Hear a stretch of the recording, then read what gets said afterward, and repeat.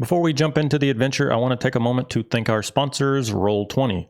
Roll20 is the virtual tabletop that we're using to make this game possible. It hosts the map, the dice roller, and all of our character sheets, and they've seen fit to include us in their Spotlight program, which not only will help raise awareness and help viewers find the channel, but also gives us access to the pro-level subscription and unlocks many of the features like dynamic lighting and many of the scripts that we use to bring our game to the next level. So if you have any questions about how to get started or are looking to improve your abilities with Roll20, do not hesitate to reach out and we will do what we can to help you. It's a really powerful tool and we're thankful for them for sponsoring this show.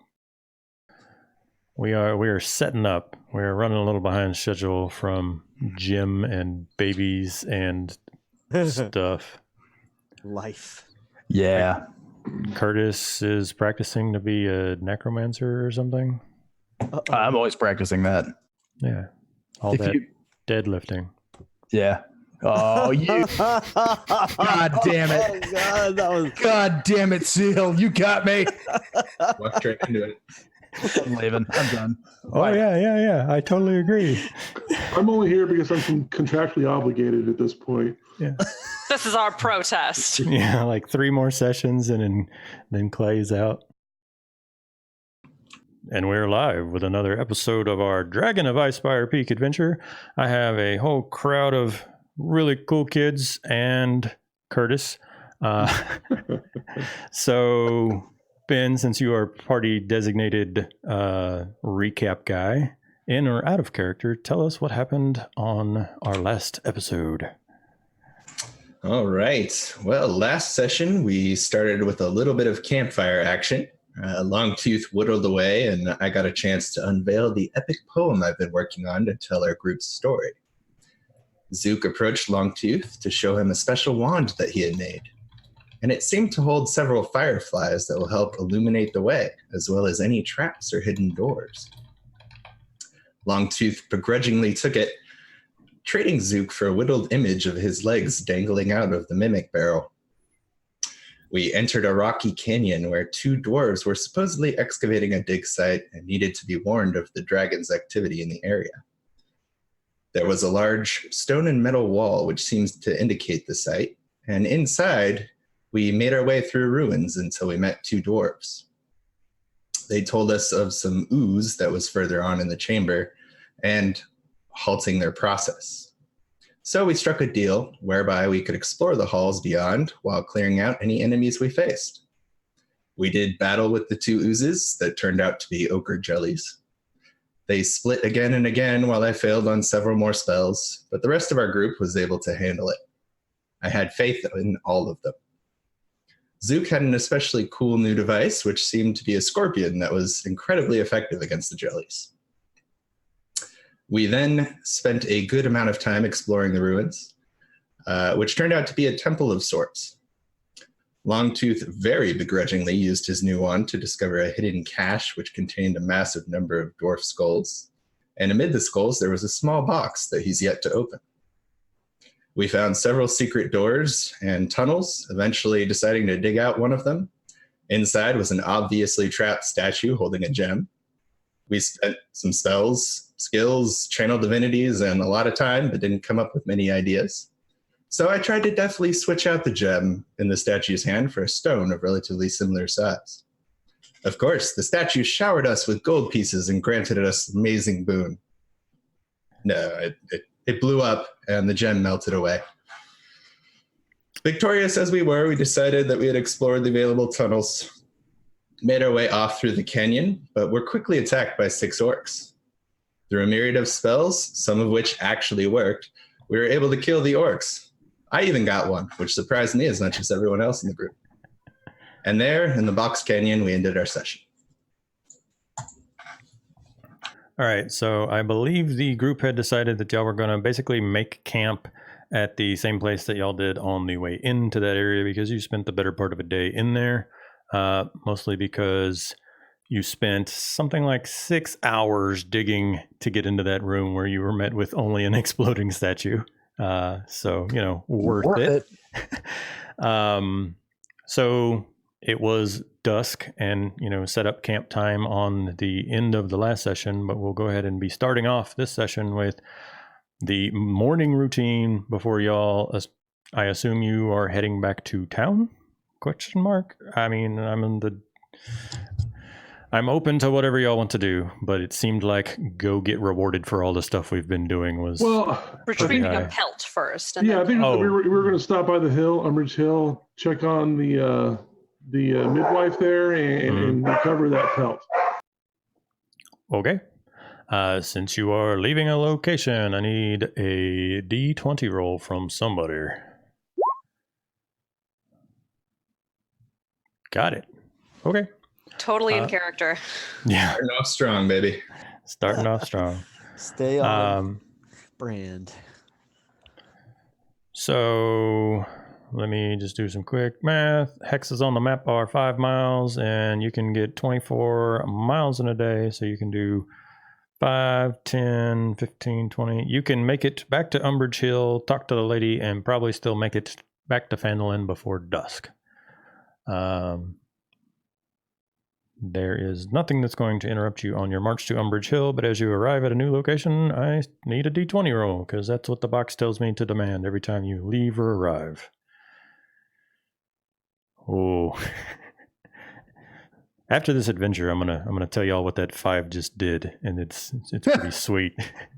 But it's just after midday when you guys arrive back at Umbridge Hill, and remember there is an old windmill just slowly turning, and then there's 2 hills kind of connected. The windmill is on the top of one hill, and there's a bunch of old mounds of stones and stuff on the other. Which is where I believe the pelt was set up to tan.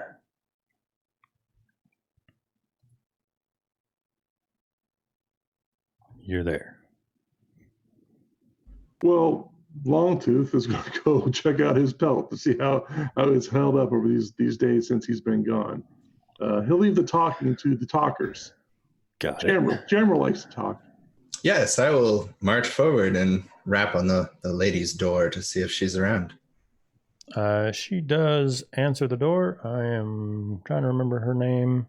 It was Adabra. Adabra. Adabra. So Adabra answers the door. And she's like, "Oh, you've returned. Is everything going all right?" Oh, that was exactly what I was going to ask you. Well, we haven't had any more trouble around here, not since you took care of the beast. This is good news. Any sightings of the dragon in the nearby area? I haven't seen the dragon myself. I have mostly been keeping indoors, especially with manticores and dragons in the air. If I haven't needed to be outside, I've kept myself indoors, and plus this is where I work on all my potions and stuff. And I have in fact finished brewing a couple of healing potions if you need them and would like to purchase them. I look around to the rest of my group. Has anybody else approached with me? Probably. Zook probably approached with you. I don't think we have any gold yet. We should probably get some with all the rewards. Maybe then we can buy some potions. How much would you require for these items, dear madam? The going rate on a healing potion tends to be about 50 gold. I gave you the first one for saving me. I'd be willing to cut you a discount on the first purchase, but I do need money for materials and food and stuff like that. It is my livelihood. So after the first purchase, they're going to run about 50 apiece. That is wonderful. We will return once we have collected our bounties. Longtooth, this is going to be the fault of me as a GM, but I don't know nothing about tannin and leatherwork, so I'm just going to assume that it's okay. Like the pelt was set out. You weren't there to tend to it for the last couple of days, so it's not the bestest thing ever, but it got plenty of sun. Nobody's come and mess with it. So you have yourself one previously stabbed manticore pelt. Sure. And that's fine. So yeah, he will roll that up and bind it and tie it to the back of his pack. And he'll shoulder the pack and make his way back up to the group who are at the front of the windmill. Mm-hmm. So you got it? Good. Should we head back to Fendelin? yes, if you're done here. I'd just like to offer you one more chance to come with us, Adabra. It will be an easier journey with us than you would have to make on your own. Well, like I said, this is my home and my family's home, and everything that I need to make my potions and stuff is here. So I don't particularly see any reason to relocate back to town. I am ever grateful for the service you've done me and for the offer, but I'm just going to stay put for now. You still have the note for Harbin, right? Of course, we will deliver it to Harbin and let him know of your whereabouts and your plans. I appreciate it. Good luck with that guy. He's something special, I tell you. Oh? Well, I mean, most of us out here are, frontiersmen and woodland folks, but he's much more of the city slicker kind of bureaucrat sort. So he's never really fit in much in town, and it kind of shows. But he's mostly the only one willing to step up and take the position of town master, and seems to enjoy it. So saves the work from the rest of us, I suppose. Well, he sounds like my kind of fellow. Thank you again. Good luck. City folk. City folk. Cazador snorts derisively at the mention and spits on the ground. Be well, Adabra. We will see you soon. You are now leaving Umbridge Hill, so I need a D20 roll. Other than that, you will arrive back in town without incident. 13. That's the second 13 y'all have rolled. Somebody's going to be mad at y'all. More orcs! Yeah, those orcs do not want to mess with us again. It's funny you should mention that. I don't know what map you guys are on. You guys are already on Fandolin. So you have the map of town before you. Harbin, Wester, and the bounty board are at the Town Master's Hall. And previously you met Rathian in the Stonehill Inn. There was some talk on Discord about perhaps spending the night in town, but I will let y'all decide that now. Where you want to go, what you want to do. I threw tokens down there if y'all want to move them. Other than that, it's town. I don't really need to know where everybody's at, but up to you. About what time of day is it? I will get back to you on that shortly. I would say probably like approaching dinner time, but I can actually do the math. Yeah, with the stop at Umbridge Hill, since you went kind of out of the way and around and talked to her, we'd call it like within an hour of dinner time. Dusk would be a couple hours out. Excellent. On the way into town, Cazador kind of looks disgusted by going into a place with buildings and is sort of skulking and crouching and smelling things, but will reluctantly come with, although we'll take an opportunity to maybe impersonally dig through other people's stuff or like climb on a roof. There's like if the opportunity arises. There's like a cabbage cart, and Cazador picks up a random cabbage and like. This is disgusting. Yeah, it's because it's not lettuce; it's cabbage. You just go sleep in Edermath's orchard out in the apple trees. Bunch of apple trees out there. Do you head to the Town Master's Hall to collect your bounties, or do you head to the inn to like camp out for the night? What's the plan, gang? I went to go get drunk, and then everybody followed me. Oh, Makes I sense. misunderstood. I misread the map. I had intended I will go straight to the Town Master. Okay. Rathian, real quick, as you walk in the bar, the bartender is still there, and when you walk in, he kind of gives you the like respectful head nod and starts pouring the beer because you had previously been here and ordered the same drink just about every time, I believe. He'll go ahead and start readying you a drink, and he'll ask you, so did y'all go check out that lighthouse? I don't think we did. No. Oh, well, any fun adventures? Any stories to tell? Yeah, we met up with those people that you saw me leave with and roamed to the countryside, saved some people, did that hero thing. Now they're back collecting their rewards. Well, I mean, Phandolin's kind of rough and tumble, but it's always great to have the adventuring sort around here to take care of the problems when they do arise. What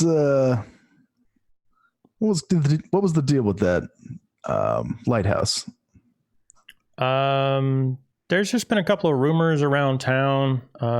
Somewhere out west, near the coast, of course, there's a lighthouse, and people keep saying that it's drawing ships in. Like they cannot resist the allure of the light. And I believe the phrase is "moths to a flame." And so ships are running aground or something. We don't get too many sailors out this way, so it's mostly rumors by caravanners up and down the coast there. Sounds like an opportunity to make a little more coin.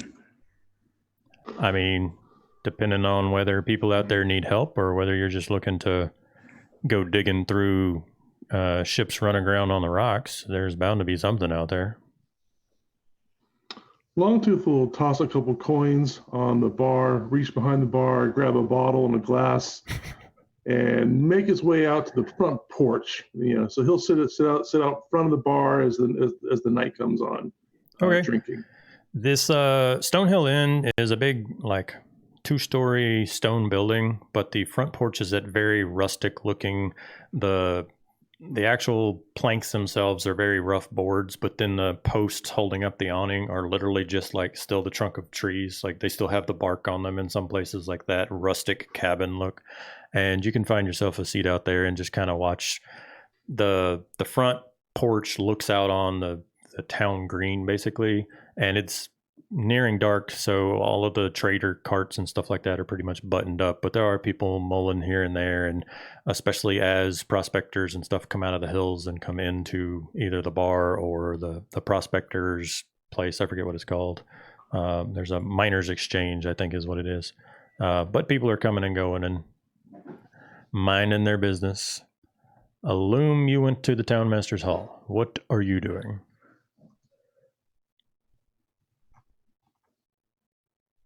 Muted. Thank you.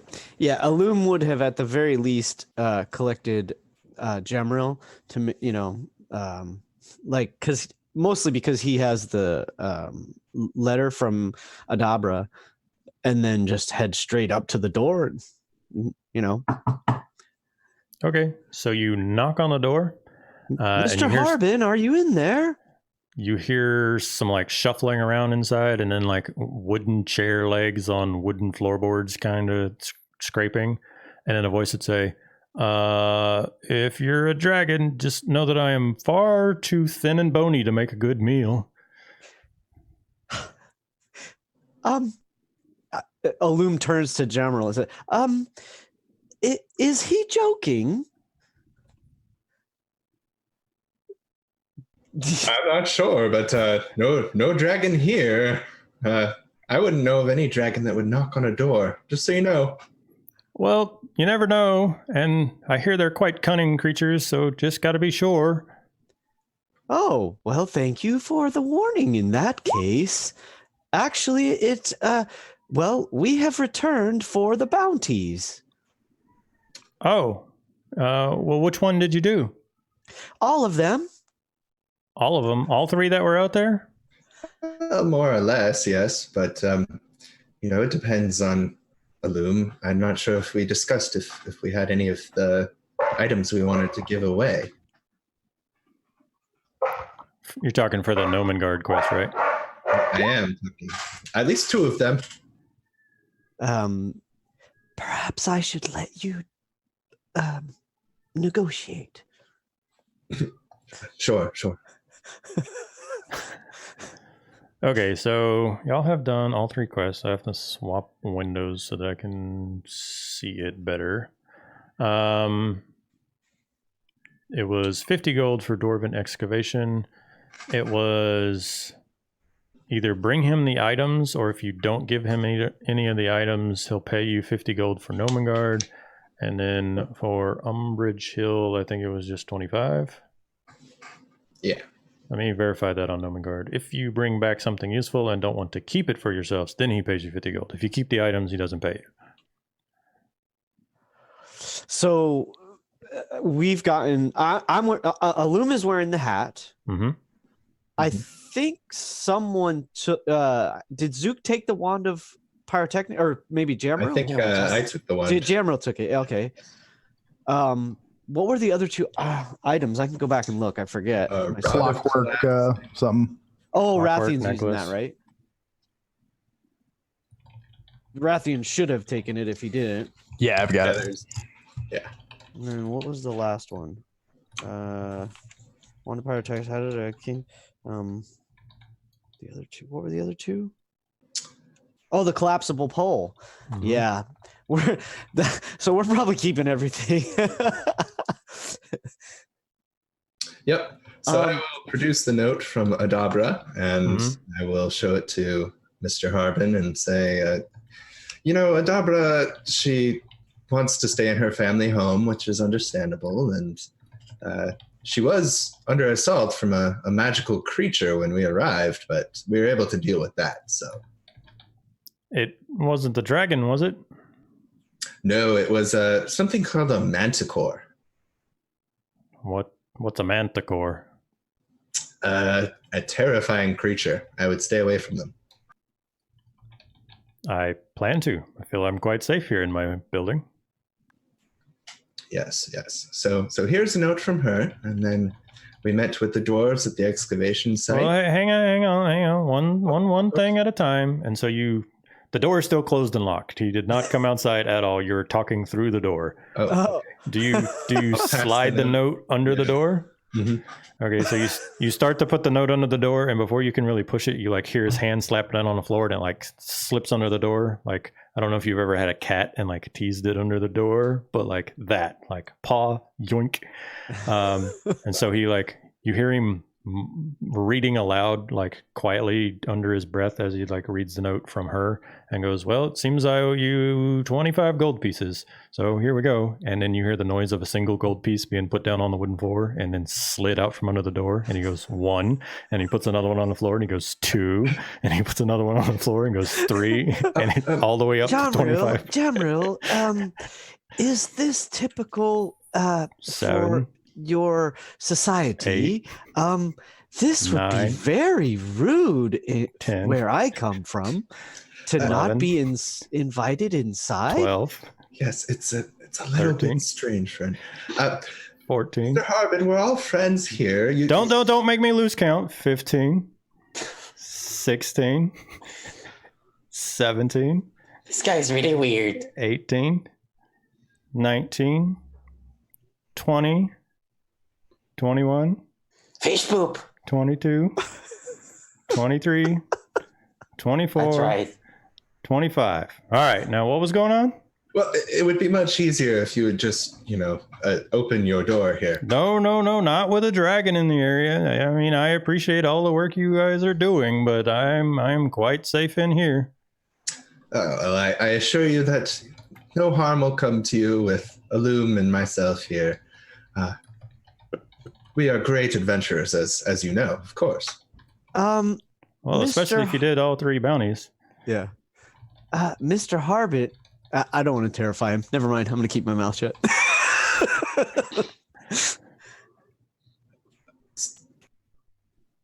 He keeps the door shut. Door is shut. You have been paid 25 gold for talking to Adabra.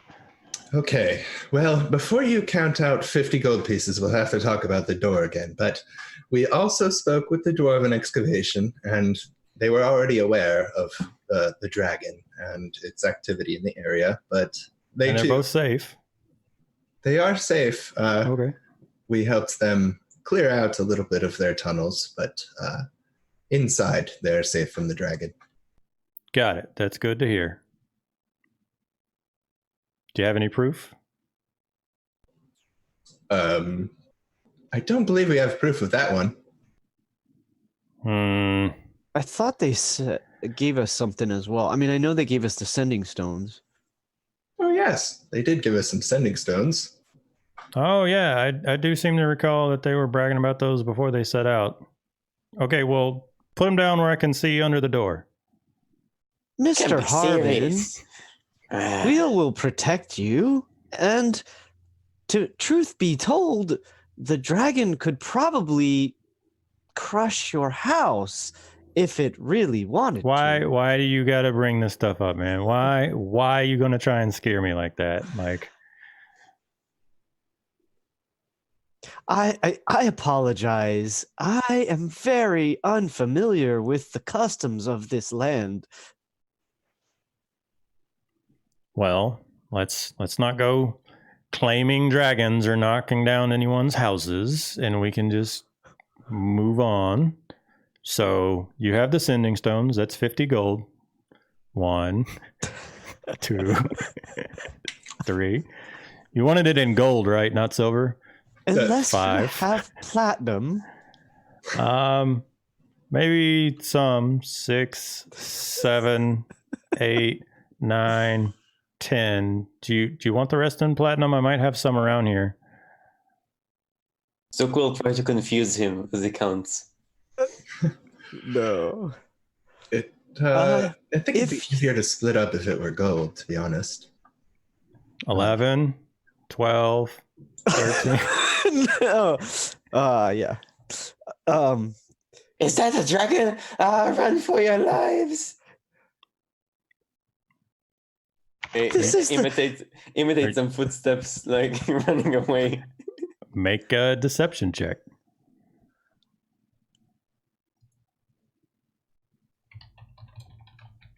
I think this Mr. Harbin is one of the strangest creatures I have ever met. Well, yes, I'm not sure exactly what his deal is, but... So I guess we'll wait for the 50 gold coin. I would have suggested platinum. We could easily dispense with, making change. Deception. It just saves so much time. Where's the local gas station? We can change it out. So he rolled a 3 on not losing track, but he rolled an 8 against your deception. I'm not even going to go look at his sheet. I don't even know if there is a sheet for this guy. Good enough for me, but he does forget what number he's on, so he assumes it was a nice round number like 10, and he just slides 4 platinum pieces under the door, so we actually get 55 gold for that quest, just because you're jerks. So you get 40 platinum and 15 gold for that quest. Awesome. Well, thank you, Mr. Harbin. Is there anything else that you need in the town right now? We did check in on the gnomes. However, they didn't have anything truly useful to defend the town. So whatever you got, you're going to keep, if you got anything at all? Pretty much, as far as I'm aware. Okay, well, it sounds fair enough and saves me from having to count out any more coins. And you hear him you hear the noise of him jingling a coin bag inside, like he's tightened it and hefted it a little bit. And you hear him get up off his knees. He was down, at the door. So you hear him stand up and say, okay, well, I think our business is done here. There's new jobs on the bounty board if you're interested in continuing to help the town. Other than that, you've been a great service, and I appreciate it. We all appreciate it. Very, very welcome. Glad to help. We will hunt these bounties and return. Alum walks straight to the bounty board. Okay, there are 2 of them. I'm going to go ahead and show them to you now. So you might get 2 things on your screen, but they will be in your journal for investigating. The first one, all of these are written in Harbin's handwriting, so same handwriting as the first 3 quests. This one is all caps and clearly more urgent, and it says, Orcs have attacked Butterskull Ranch. 5 miles east of Connieberry along the Drybore Trail. Travel there with haste, assess the damage, and help any that you can find. Ranch owner Alphonse Big Al Calazorn is a retired sheriff and can reward you for your efforts. If he's dead, return to Townmaster Harbin Westard with proof and receive 100 gold pieces. Butterskull. You're not with us. The other one says, deep in Neverwinter Wood, along the river that flows west towards Neverwinter, is a logging camp. Every 2 months, Fandolin delivers fresh supplies to the camp, which is run by Harbin's half-brother. Barthen, the local provisioner, has prepared a new delivery, and we need somebody to bear the supplies safely to the camp. If you return to Harbin Wester with notice of delivery signed by Tybor, you can claim a 100 gold reward. Wow, these look quite lucrative. I think we should grab them both. They're Yeah, also let me much, copy much that in my further from notebook. town. Zook will copy them to a little notebook. Okay. All right. Catching up on chat because I was too busy counting out gold to see what Cazador was typing over here. The murmurs in the group do kind of seem to depend on how dickish you are being in the bar. Like if you're doing something particularly amusing, you seem to get a couple of chuckles and murmurs. Like I said, the bartender was doing the like bad child. He's dealing with other customers, but if he turns and you're back behind the bar for some reason fiddling with stuff, he gets a like he was shooing a cat almost. And if that doesn't get you away, you do get the like playful slap on the wrist, like quit it. That's when she would bare her teeth and maybe do a long, low growl at him, like, I am not the person to be playfully slapping. No, not in my bar. You start that, you're going to get kicked out of here. This guy's gonna lose a finger.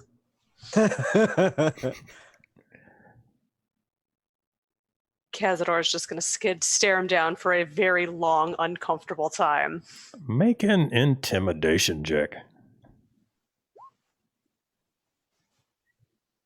Ooh, so scary. Yeah, that's 6 in charisma. He's probably just maybe used to Cazador at this point or something. Like she's been here a couple times. Easy little girl. You're frightened. He's also a bartender used to dealing with drunken dwarves and That's the really one. weird people, along with random adventurers that come out here looking for work and then think that because they're adventurers, they should get preferential treatment. So he gives you the like up and down and is like, yeah, okay. And then goes back to what he's doing. Like he doesn't even really react to that situation. He just, and then starts pouring a drink again and then doesn't look back for like the next 15 to 20 seconds until he like goes to put something back and is like, go on.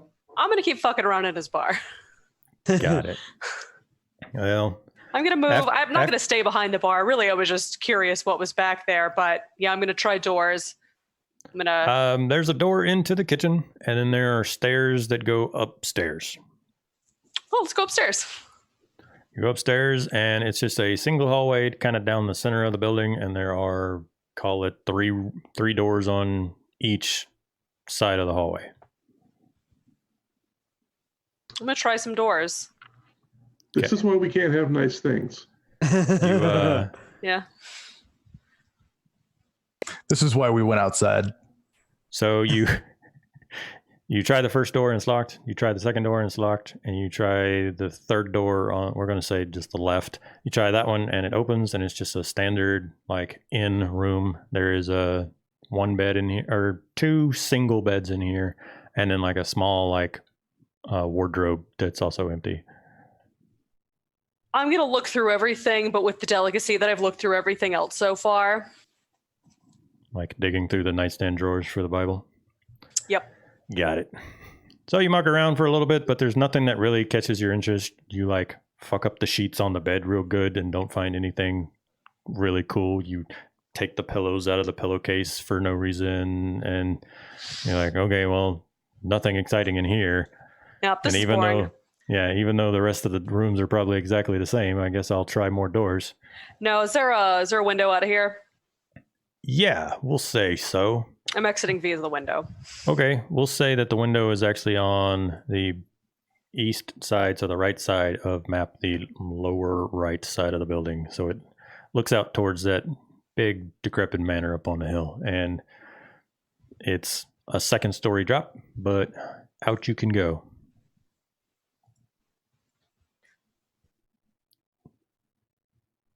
Like kung fu landing on the ground. Grass waves a little bit. Off you She'll go. land in that cool, like, on one knee superhero thing, just look around to then go rejoin Rathian and Longtooth. As you're walking around the corner of the building to join them on the porch, the other trio comes walking up from the Townmaster Adventure. Do they look jolly? Do they look like they want to say stuff? Oh, yes. Is there a different mode? Aren't they always like that? Cazador's just gonna like turn around and go the other direction around. I'm not gonna be the first one to encounter them. We have money, and there are new bounties to be had.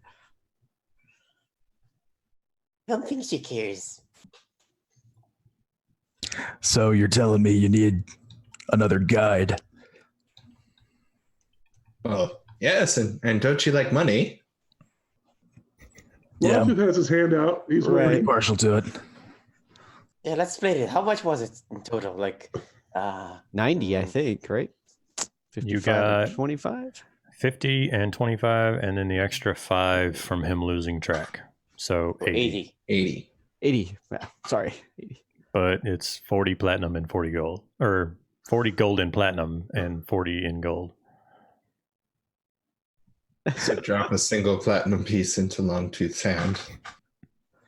Don't forget my 10% finder's fee. And then do the same with everybody else. And I think there's some extra gold that needs to be distributed. That'd be 3 each. Alright. Cazador coming up around the other side this time. If handed something, she just takes it, looks at it, and like throws it on the ground. Like, Nice. Well, perhaps we should save that for She her. doesn't quite understand the concept. I understand it. It's a shiny piece of metal. You exchange it for things that you can't get yourself because you're weak. Feeling Is that- called out. Is that what I'm understanding? It is to buy food you cannot hunt. It is to sleep when you are too soft to sleep outside. Oh, it's a little bit of a leap, but I mean, That is an astute assessment, in my opinion.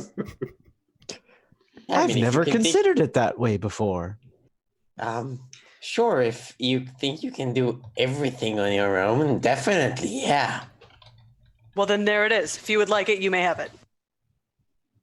sometimes you can buy, things that are even more sharp than what you already have. Or potions. If I want sharp, I will make sharp. Oh, okay. Alum picks up the coin and like, I'll just hold on to it for you then. A loom savings and loan. What are the interest rates like? What's the deal with this shrine over here? There is a small shrine. I forget who it's to. Let me go look. It is the Shrine of Luck. Phandalon's only temple is a shrine made of stones. It looks like, remember how there's busted older walls all around town? Like it used to be a much larger town that actually had defensible walls. All the rocks making this shrine looks like they were pulled from those walls and just stacked in kind of a little shrine shape here. And it is a shrine dedicated to Tymora. You don't even need to make a check. It is very clearly dedicated to Tymora. Rathian takes a deep draw from his mug and a deeper draw from his cigar, and then puts his cigar out just right on top of the shrine and just leaves it there, walks off. Roll a D100. And we'll say low is bad, high is good. Okay, the gods will keep your 70 in mind. What is the plan, gang? So, would you like to take the other bounties as well? There's a lighthouse on the coast that is apparently in need of some assistance as well. A lighthouse? What is a house of light? It's a big building that keeps boats from running into the rocks. It's not doing its job at the moment. Oh, Someone slacking off? I feel I should go to visit this place. Well, we've also heard of a place that's recently been attacked by orcs and, some other places that are in dire need of supplies. So Rathian chuckles a little. There is a place called Butterskull Ranch that apparently is in dire need of assistance. It seems the most urgent. Cazador gives like a big creepy smile when orcs are mentioned, just like, yes, things to kill. Well, do we happen to know, any of you who are from the area, if either of these bounties are on the way to the lighthouse? Perhaps we can once again kill two birds with one stone. Everybody looks to Longtooth. Well, even the folks that are not from Fandolin, based on the description of where Butterskull Ranch is, and where the river is, you don't need to be from the area to kind of put two and two together. So let's jump over to the map here. Shabam. All y'all are on the map, yes? Yep. Okay. So the description for Butterskull Ranch says it's on the Tribord Trail east of Connieberry. Connieberry is this little spot right here, right? And the Tribord Trail is called Tribord because it is the trail that goes from the high road to Tribord. And so Butterskull Ranch was on the way to Tribord. So you would know that all you would need to do is leave town and stay on the road. The description of the logging camp said it's on the river going through the woods. So whether you went through the woods or whether you went around the woods and then got to the river and just followed the river, you would eventually find it either way. So even without a local guide, you can figure these two out. And the lighthouse? You didn't get specific locations on that, but it was said to the west. And so they didn't specify northwest or southwest or just west, but lighthouses tend to be on the ocean. This one here was where the ranch is? Or no? No, the ranch is on. Oh, that's where we are. That's Yeah. Sorry, I'm moving things here. I'll go ahead and just give it to you because it's pretty self-explanatory. That's the wrong thing. I'm just drawing all over the maps. I love it. How about that? Awesome. Sounds like those orcs didn't get enough the first time around.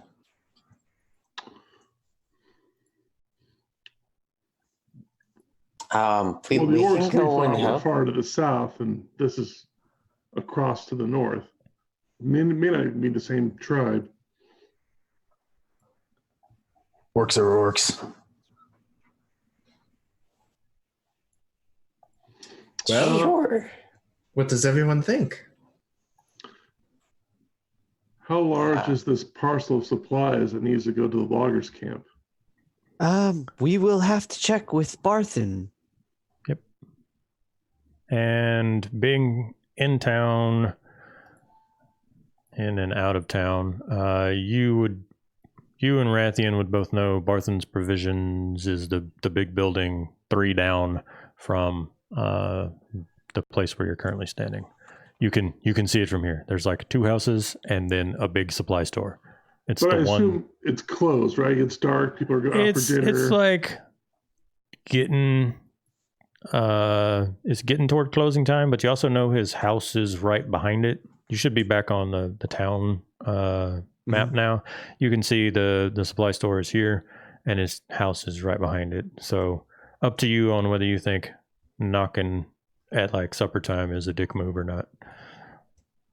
I'm not about to go delivering some knickknacks to some loggers in the woods when somebody's in danger. I concur. If the folks at the Butterskull Ranch are in trouble, we should help them immediately. I'm just saying if the supplies are light enough, we can carry them with us to Butterskull Ranch, and then once we finish up there, head directly to the loggers camp as opposed to coming back to town. I am in concurrence with that assessment. But if it's a huge wagon full of goods, I don't want to be trudging that thing all over hell and creation. So let's figure out how big it is. Well, then we must go ask. Illume starts heading towards... where do we find Barthen? She goes to walk off, but then realizes she has no idea where she's going. We're actually all pretty close there, and Rathian's been in town for a while, so he just kind of points, like, just on the other side of the inn. Okay. I am looking for it. I know I read it during prep, but I wanted to quote It's up here. correctly So, how many supplies there were.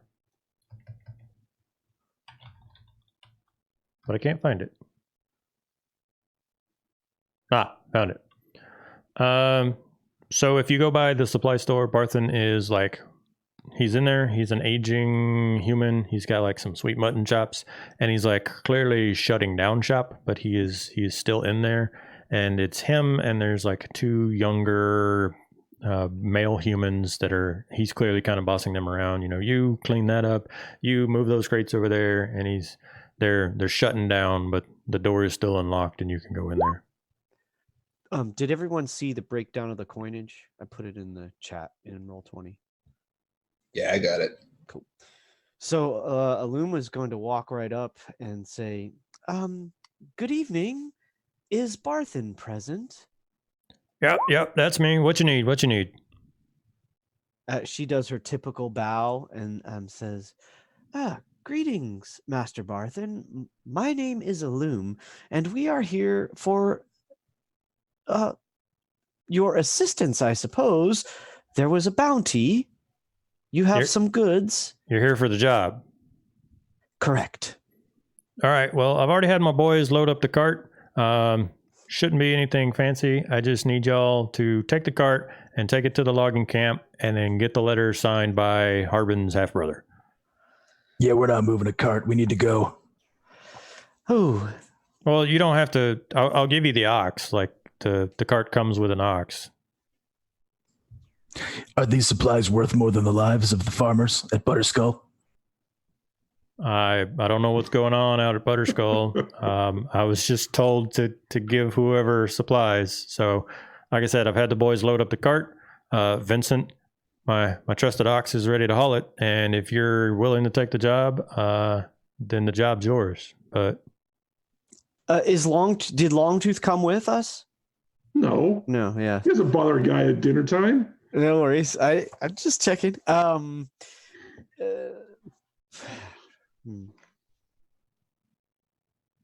I imagine the ox will slow us down rather than speed us up if it's pulling a cart. And who knows if there's going to be trouble with that. Very well. I will have to consult with my companions. Perhaps we will return on the morrow or all right, the day after. We're shutting down shop here and should be out of here pretty quickly. But you can come back. We open just after daylight, and us and Vincent will be here waiting. Excellent. I bid you a good evening. She bows again and then just briskly walks back to find the others. He kind of like eyes you as you do the big fancy bow because he's like a man of business. So he's like, all right, yep, have fun. So who is the first person the loom sees? It's up to y'all. Let's say Zook. I have spoken with Barthen, Zook. He has a cart with an oxen and some supplies, but our friend Longtooth seems to believe that, well, the oxen will probably and cart will slow us down, so perhaps that is a job for another day. Yeah, I think you agree. If you want to save the people from orcs, we should probably go there, right? I mean, even now we can just. He looks into the darkness and the roads that leads out of town. Like maybe tomorrow, or now. I don't know. We can consult with the others.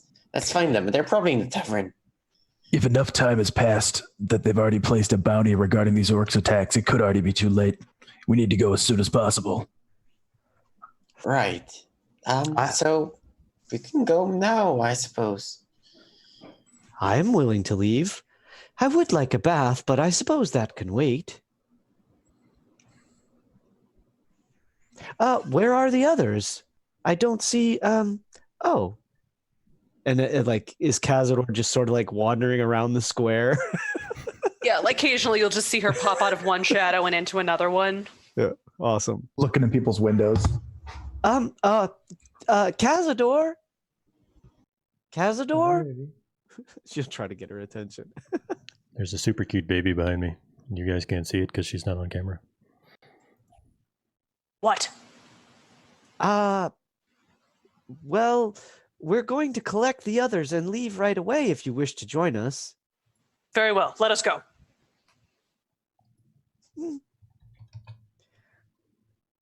I guess we're going to go into the inn looking for Longtooth and Jamriel. Longtooth is still out on the porch. Yeah. He's sitting there in a rocking chair with one foot kind of pushing off the banister in front of him, whittling, a bottle of whiskey, half gone, sitting next to him. So he's kind of bleary-eyed as he's sitting there whittling. I love it. And Jamriel is inside or out on the porch as well? You'll find Jamriel sitting in a corner of the tavern, already performing, if it's allowed here. Cool. So since we see Longtooth first, I think we'd probably just walk right up to him. Longtooth, have you ventured out to the Butterskull Ranch? I've been there before. It appears that the people there may be in trouble, and Rathian seems to believe we should head there directly. I think I concur. And I look over at Zook. Yeah. You mean now? Now. In the middle of the night? Yeah. Through the forest? Well, it's along the road.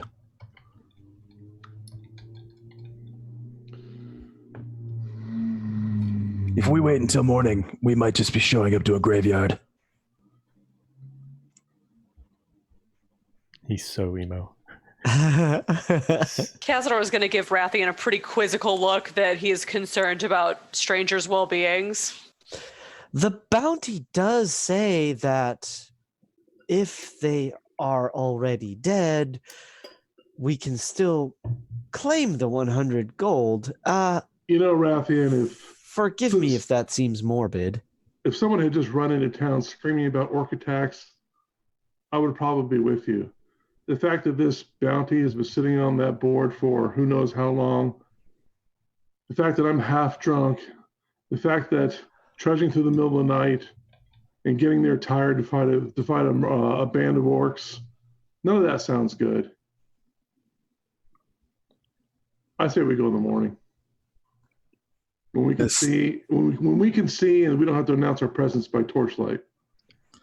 I'm going to interject a piece of information here. Rathian, Longtooth, and anyone who feels that their character has traveled either down the Triboard Trail or spent time in this area of the Sword Coast, it's about 2.5, 3 days travel. Like, depending on whether y'all stay on the road or make a straight cut across the countryside, and whether y'all like push yourselves to the point of like mechanically incurring exhaustion, or whether you take a normal pace, you're looking at like middle of day 3, or like on a good scenario, morning of day 3. I hope you sleep comfortably while those men die. And I walk away. Ouch.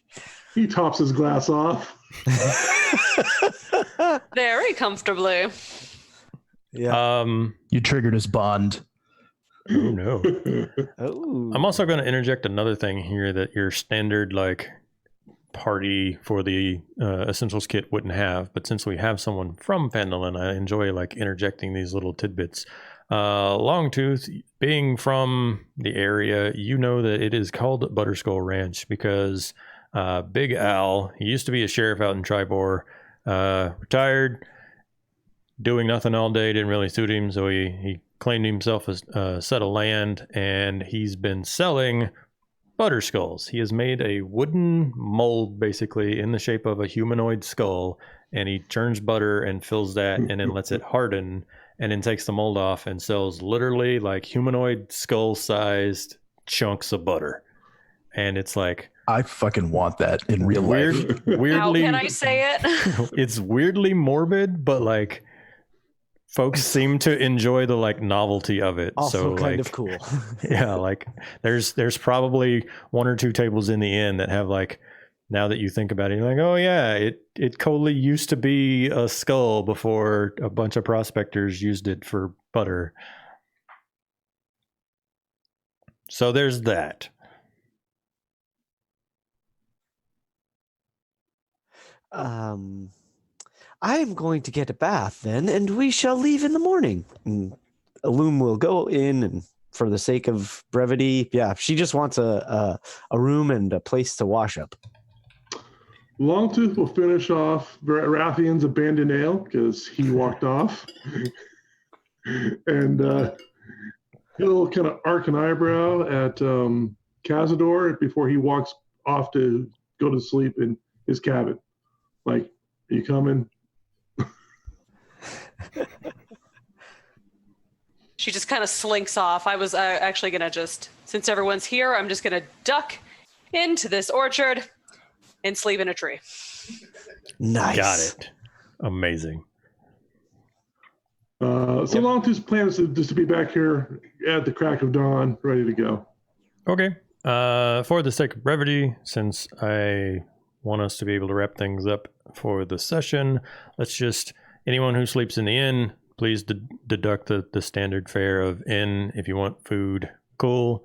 We can talk about that out of game. Anyone who sleeps in trees or at Longtooth's cabins, you are free of the monetary restrictions thereof, and the party will resume in the morning. I think Illum just wants literally just wants a bath, and then she's gonna walk out to the because she won't sleep, so she'll just walk out to the cabin and hang out there. Okay, we'll call it a couple of coppers for the bath. Sure, wonderful. Maybe a silver if you want it warm. All right. Just a clarification for Jamril.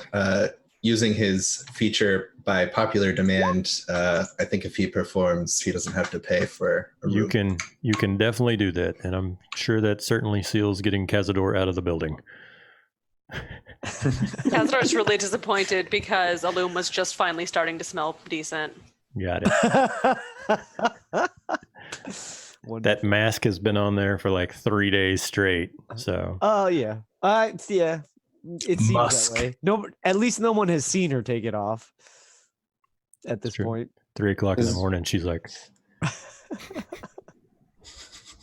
Zeke will probably hang out with Jamro and in the inn and cheer, and eventually retire for the evening in one of the rooms upstairs. okay. Other than that, you all will rendezvous back here in the morning and set out. So for the night, I need a D20 roll. Don't think that. Well, we'll save Cazador. Let's go see if that does anything weird. Scrolling. First one was a 9. That's cool. That makes sense. Next one is a 19. Okay. In the morning, those of you who are at Longtooth's cabin, you are awoken by a sound from the south, and you step outside, and it's very faint and in the distance, and probably right about where Umbridge Hill is, you see the shape of something very large up in the sky. Oh dear. Well, Longtooth is going to grab his gear, and so who all was at the cabin? It was just a loom with Longtooth. Is that what I'm hearing? Yeah, Rathian never came back, and he never went to the inn either. Bum bum bum. Emma watching him sleep out in the woods. Who kept the sending stones? Good question. If no one else takes a liking to them, I would take one. Yeah, and likewise, if no one else had the interest, Loom certainly would have grabbed one, and probably would have made sure that Zook and Jamril had one, and then whoever was at the cabin had one, just to. Zook, would you like it?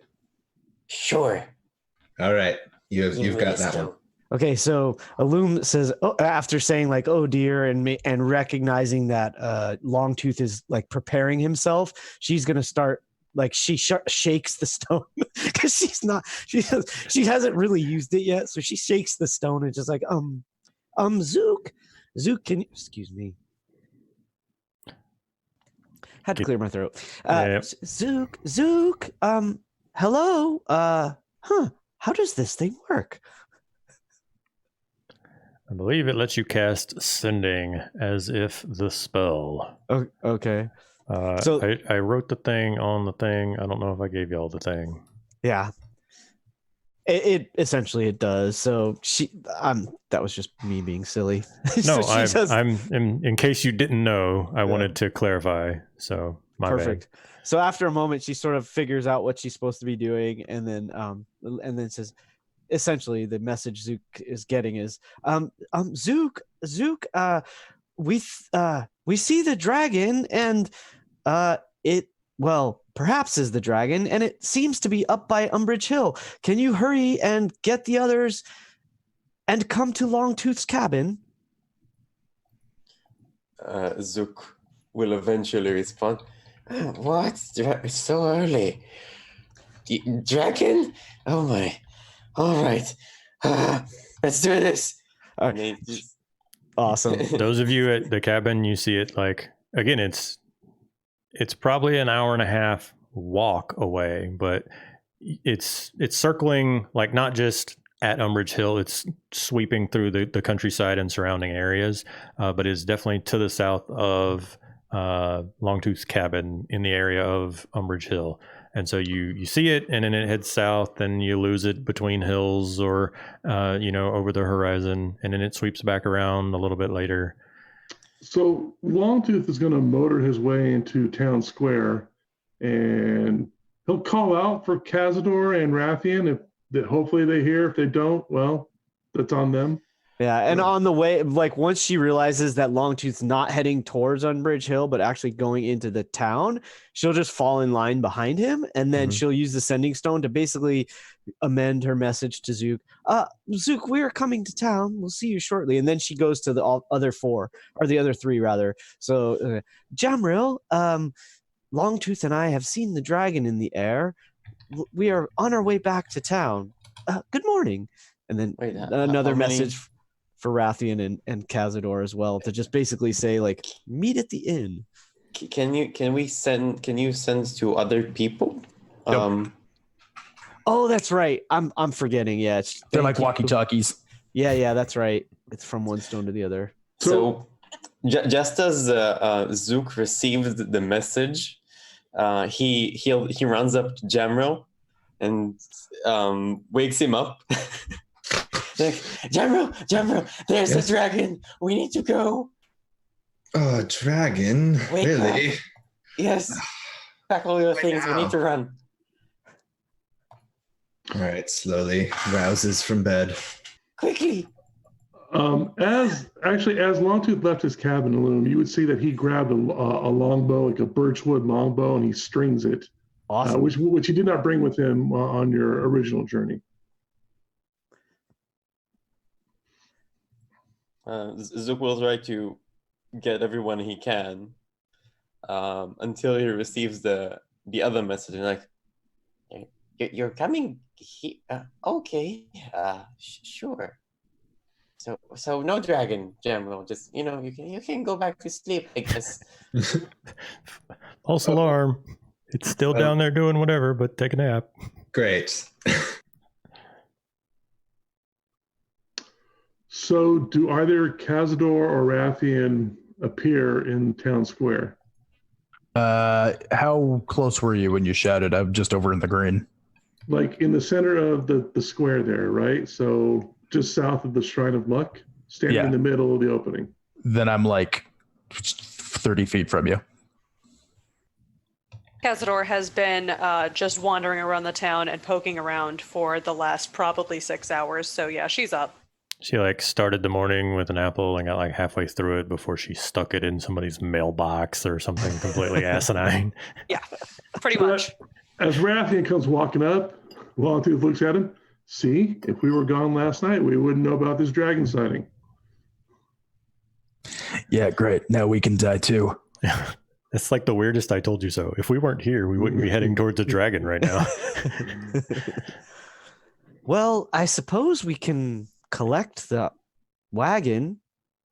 It might save us some time. No, we have no time for that. In fact, as soon as he looks around and sees most of his companions look like they're ready, Longtooth sets off at a jog. And those long legs mean if you guys aren't scrambling, you're not keeping up. Awesome. Yeah. Alum just falls in right with you.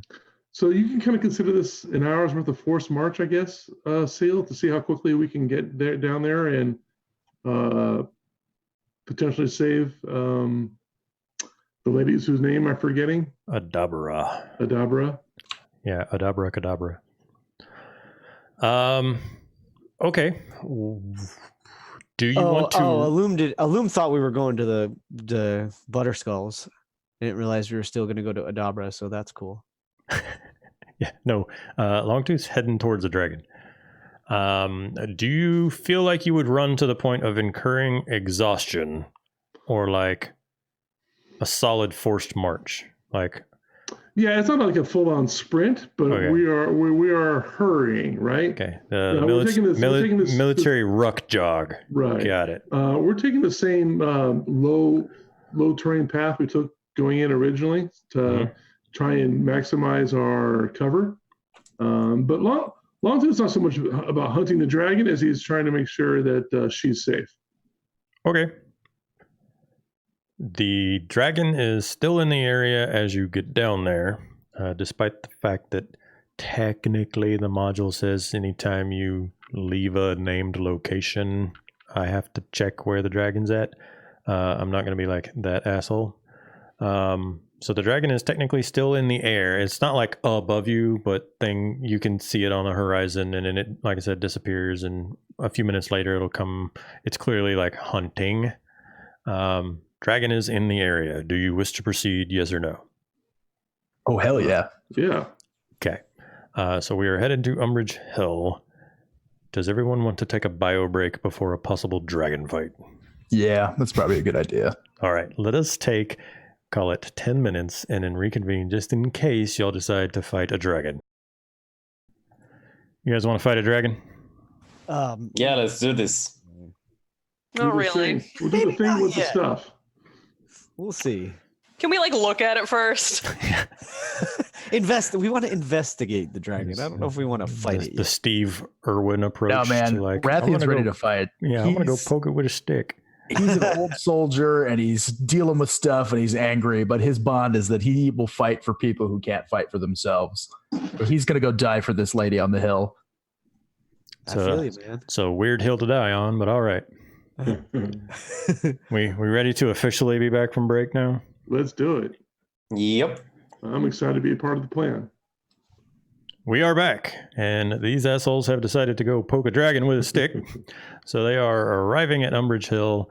The dragon, you catch it every once in a while, darting in and out of the hills and stuff in the distance, because again, remember Umbridge Hill is kind of at the Piedmont of where the mountains come down into the low-lying hills that both Umbridge Hill and Longtooth's cabin are a part of. So there is definitely a dragon in the distance, and it swoops back this way every 20 or minutes or so. So if you guys are hanging out, you will definitely have it eventually swing on through. What's the plan? My ass is staying hidden this whole time.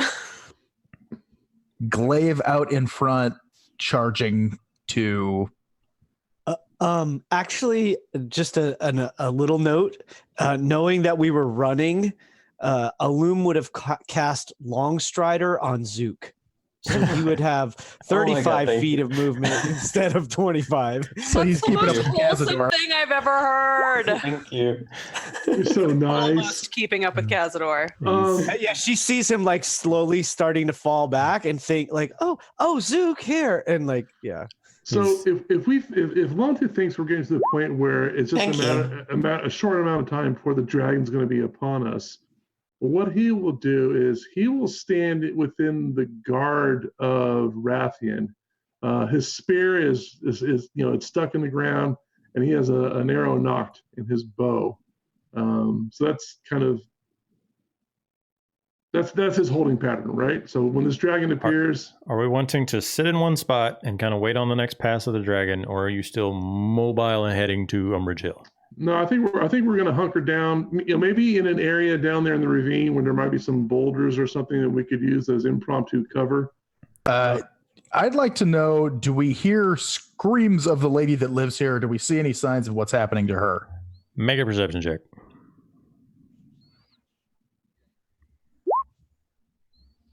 There is a windmill in the distance, and it is slowly going around and around. And Longtooth, you do not see any signs that the dragon has attacked the windmill, nor do you hear any screams or anything crazy.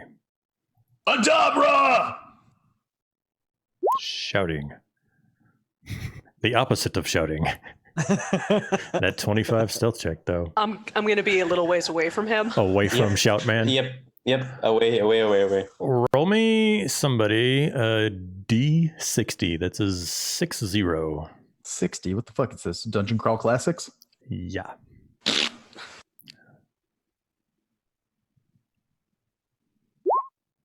$33. Okay, about a half hour later, the dragon comes swooping on through, and unless y'all are attempting to hide, like Miss Cazador, the dragon is going to spot you, and it's going to kind of start doing much smaller, like, circles. It's no longer doing its widespread survey the countryside. It is looking to see what y'all are doing, where y'all are at, and how many of you there are. And you see that it is an adolescent white dragon.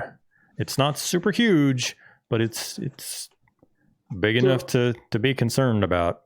Go on, Jamrel, charm him. So, Or her. Well, how far away is the dragon, like in feet? can we rewind it just real quick? I mean, you tell me said why. A half an hour passes, right? Yeah. Yeah, Rathian's going inside and finding the lady. You get up there and the door is closed, and banging on the door, she's going to answer and be like, "Don't you know there's a dragon out there?" I do. I'm just making sure that you're all right. You don't see it, do you? We did just recently. Is it out there now? Not currently, no. Are you coming inside? Absolutely not. Here to defend you, ma'am. Okay, well, good luck. She's fine, guys. She's fine. So Rathian up the hill, shouts through the door at this woman for a second. Is like, all right, cool. And then up back down the hill to where Longtooth and y'all are posted up. Cazador's off in the bushes somewhere. Jamrel's off in the bushes somewhere. Staying away. Zook is off in the bushes somewhere. Alum, what were you doing? Probably taking a lead from Longtooth since he knows the area the best. He is hunkered down in a spot. He found the bestest, like, narrow, not the best. How to describe this? It would be tight quarters for a dragon to fly down there, and since it's not a ravine, but it's definitely a low spot between two hills, the dragon would best be served coming at you from one of two directions instead of any direction. So if the dragon wanted wing spread coming at you, it would need to either come straight down at you or along the lowland. Okay, well, that's where she is, and I would imagine trying to be quiet. Longtooth, you had asked about feet. We're going to say Didn't mean that. that misses. No, I wasn't actually tracking. I was just trying to open up the range. Yeah, I want to know if it gets within 150 feet. We're going to say probably 2 football fields, so 200 yards out right now, keeping in mind that like angles are a thing and stuff. So from you to the dragon in a straight line. There's no angles in D&D. There's no Euclidean math on the grid. Learn the Pythagorean theorem and figure out your longbow. I'm going to need you to compensate for like travel and arrow drop and wind. Yeah, that's right. Yeah, absolutely. Yeah. It's checking y'all out right now. And this is shortly after the point that Rathian arrives back at the group. Is the dragon has spotted y'all and is circling and looking at you. So yeah, I mean, he has his bow knocked, and it's not drawn. So as soon as that thing looks like it's going to be within 150 feet, he will draw and he will fire. Okay, I'm gonna roll. Actually, somebody just roll me a d20. Why doesn't Longtooth? Because I'm not nearly as fast on this as you guys are. So there you go. Exciting. Okay. 2. Sure. The dragon is going to go ahead and swoop at y'all. It is just a loom, Longtooth, and Rathian out in the open. And y'all were good enough of a distraction that the dragon does not see all of the cool kids hiding in the bushes. And it thinks it can take on the 3 of y'all. So the dragon is going to dive bomb. I will give a Longtooth your first shot, and we are going to do some rolling for that 3rd initiative. So do you want me to take the shot before we roll initiative? Yeah, go ahead. I'm a benevolent. I'm gonna guess that misses. Yeah, a 1 is gonna miss. Okay, so let me make sure that there was still a ballista on there. Yeah, I'll delete that ballista. Damn, 2 critical failures on initiative. Oh no. Zoop, let's get one of those shield bugs out here. So Rathian, as Longtooth looses that arrow and you're right there next to him, he's within your guard, you hear him say under his breath, "I'll join you soon." You know what he's talking about. Oh, he got a death wish. I mean, y'all let him run at a dragon. Y'all could have been on a farm right now, like eating butterskulls. God damn it, that sounds good. Yeah. We're jumping over to map just so we have tokens and stuff like that. We're going to do a little bit of theater of the minding here. So those of you watching the video, you're not missing anything by not seeing the map. We're going to see how this fight plays out before we decide whether a map is needed.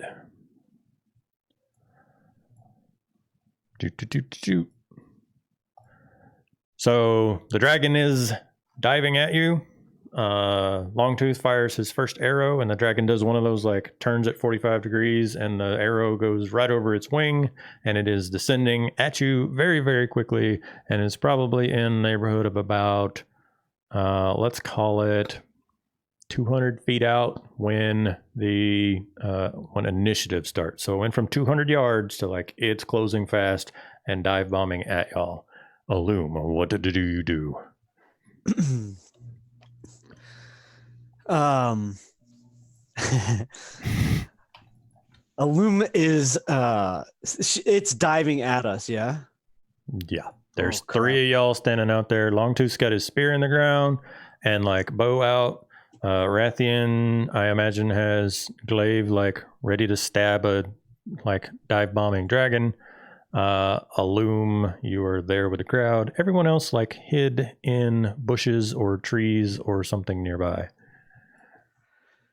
Okay, Illum starts freaking out, and you see like lightning starts crackling from her the eye slits in her mask, Mhm. and there's like light shining out from in her eyes, and there's this moment where she steps like 2 or 3 steps out in front of Longtooth and Rathian, and these electric lightning wings sprout from behind her back, and she starts like floating up off the ground several feet, and then she's going to use thaumaturgy, and she just makes her voice just like explode into the air and says, "Be gone, mighty creature! We are not your enemy, and we are not your prey." She's just weird. Yeah, she's just gonna try to frighten it off. Make an intimidation check and add a d6 because I'm stealing boost dice and shit from Star Wars. I don't care what nobody says. I won't give you advantage, but Oh my god! I fucking hate Rogue. so that's Exactly as intimidating as you Did think I it's ha- going to be. Yeah. that is 3 -1s in the last 5 rolls. Okay, it's still a 7. And True. A D6, right? What's I'm shaking right what's now. the draconic word for tasty? Yeah. +2. Oh my god, that's just a We are 9. delicious and we'll put up no fight. Racked in lightning and glowing, and the dragon's like, "Ooh, carbonated snack. Yeah, exactly. This one's gonna taste like a LaCroix." Oh man. She tried. So like somebody walked past some fruit with their club soda out. Yeah, like battery acid if you tried to make it taste like a strawberry. Anything else on your turn, Illum? I suppose not. I mean, that's an action, and yeah. I just didn't know if you wanted to move at all. I mean, she's gonna like. Oh, I mean, yeah, she's just up in front of these two, Okay. and she's probably floating maybe 5 feet-ish off the ground right now. Zook, I imagine you were in like some tall reeds or something. Like this is kind of lowland, so it's a little bit like wet, and you have found yourself like some cattails or something and are just in there. The dragon does not seem to have noticed you yet, and it is like we are at snapshot of glowy lightning Illum and dragon that still like just did the arrow dodge from Longtooth shot. Zook is very scared. He'll take the ant and activate it to Okay. defend to attempt to defend everyone from. So we'll go here, I suppose. I'm gonna just move some tokens. So again, we're theater of the minding here, but the Okay. 3 of y'all are off hidden, and this clump is kind of in a clump. So you can definitely get the ant like to do the defense thing on the 3 of them who I need to get a bit closer for that, though. Because again, the ant. Yeah. we're not. Don't worry about the theater of the grid. mind. Yeah. So he will take it out and to command it to walk towards them, and it raises its abdomen and shields in an attempt to prevent some of the damage of the upcoming dragon. Got So this is going to be The little. What yep, you got, Yep. Clay? You're gonna say something. I just noticed that dragon is 20 by 20 on the map. Is this thing really gargantuan? No. Again, we're pretending. We're using our imagination. Another natural one. For Nice. Oh, Oh temporary my defense. god! Roll See you 20 back, hates guys. us tonight. It's Ben's fault. Luckily, we don't have to worry about deleting these cursed character sheets because they're all just going to die. I told Anything you, else? This is the hill I'm dying on. Yep. So No, he's just hiding in the 3 of y'all that are probably peeing himself also. the 3 of y'all that are posted up, like flexing on the dragon, the little ant skitters up, and the little mechanical pieces fold out, and the I imagine there's some kind of crystal or mechanism or something in there, Yep. starts spinning, and whoom, and you get the 6 temporary hit points that are totally going to help you, as it is now the dragon's turn, and it is going to spend, I said it was 200 feet out. It will, what is a dragon's movement? I don't want to like go too much here. It will double move for 160 feet. It is now 40 feet from the three of you, and that's its first turn. It's how far from us? It's currently 40 feet away. Okay. This is How high up is essentially- it? that is what Illum has done essentially. Radiant consumption. 60 feet off the ground currently. Okay. I don't know. Like it's up there. It didn't come down and is headed towards you. It was up in the sky and is 45ing straight down at you. Fair enough. Rathian, dragon incoming. The first thing that Rathian does is shout, "Spread out!" This guy. And then I am going to use my... Oops, nope, that's not what I wanted. I'm going to use my bonus action to cast Sanctuary on Longtooth. So I'm going to ward him against attack. So I think that's... 30 feet, I can get him. Any creature that targets the warded creature has to make a wisdom save or attack something else. Okay. So basically, it'll buy him a turn if he wants to do something besides attack. If he wants to attack, it's a wasted bonus action. I don't care. Who'd you put this on? Longtooth? Longtooth. Okay. I got so excited being a dragon and reading dragon things that I missed in Twitch chat that Snitch 012 has subscribed for a second month. So thank you, sir, for that. We appreciate it. Sweet. Sweet. All them Twitch subs. You ward Longtooth. And I'm going to ready an attack action if it gets in range, because I don't have any range on me. Would you like to move? No, it is coming towards us. Cool, but you yelled spread out, and I then did, you that's did right. not Yep. do that thing. Right. So I just Right. wanted to make sure. Yep. Good. There we go. You guys, spread out. Everybody but me, run away. Yeah. I'm going to stay here. Everybody else spread out. Yeah. Jamrill. There's a dragon. Now's your moment. This is what it's all been building up for. Well, first of all, it's dark out here. Can I even see the dragon? It's morning. Oh, it's morning now. Okay, cool. Yeah, y'all woke up, and yeah, there was like the time it took the power jog from Longtooth's cabin to town, rallying the group and coming back. But like at worst, we're talking like 10 a.m. All right, I'm sorry I missed that part. So I will see Zook kind of, having some excrement on himself, and I'm going to give him the shoulder rub of power and Bardically Inspire. And then I will get within about 60 feet and cast my fairy fire on said dragon. Okay, dragon. Sure, we'll let that happen. What is it? Is a dex save? Yes. Ooh, we have a very shitty dragon. You have fairy fired a dragon. The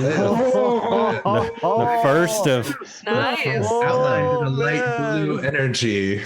Here it comes. yeah. I'm going to back off a little bit. We got this, guys. Cazador, a glowing blue-white dragon, is now plummeting very quickly towards Illum, but lightning. A glowing blue ant, a shimmering warded Longtooth, and Rathian, who is shouting things and then running away from the group. So like normal. Okay, Yeah. that's cool. It's like Tuesday for this group. I'm just going to move and stay hidden. I'm going to use my Mask of the Wild ability, which is hide even when lightly obscured by foliage, heavy rain, falling snow, mist, or other natural phenomena. I'm going to go with foliage in this instance. So I'm just going to move and hold since this thing's still in the air, and I can do nothing with that. Monks are known for amazing abilities to use on flying dragons. All right, so you're doing some hiding thanks to that phenomena. Do. Longtooth. Longtooth doesn't know anything about magic.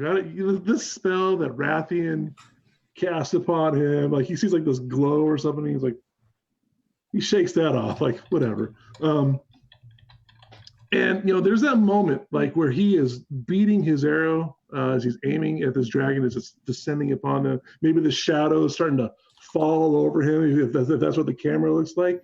And the rest of you, as you guys are looking there, come plummeting out of the sky, out of nowhere, is a ghostly child that lands upon the back of the dragon.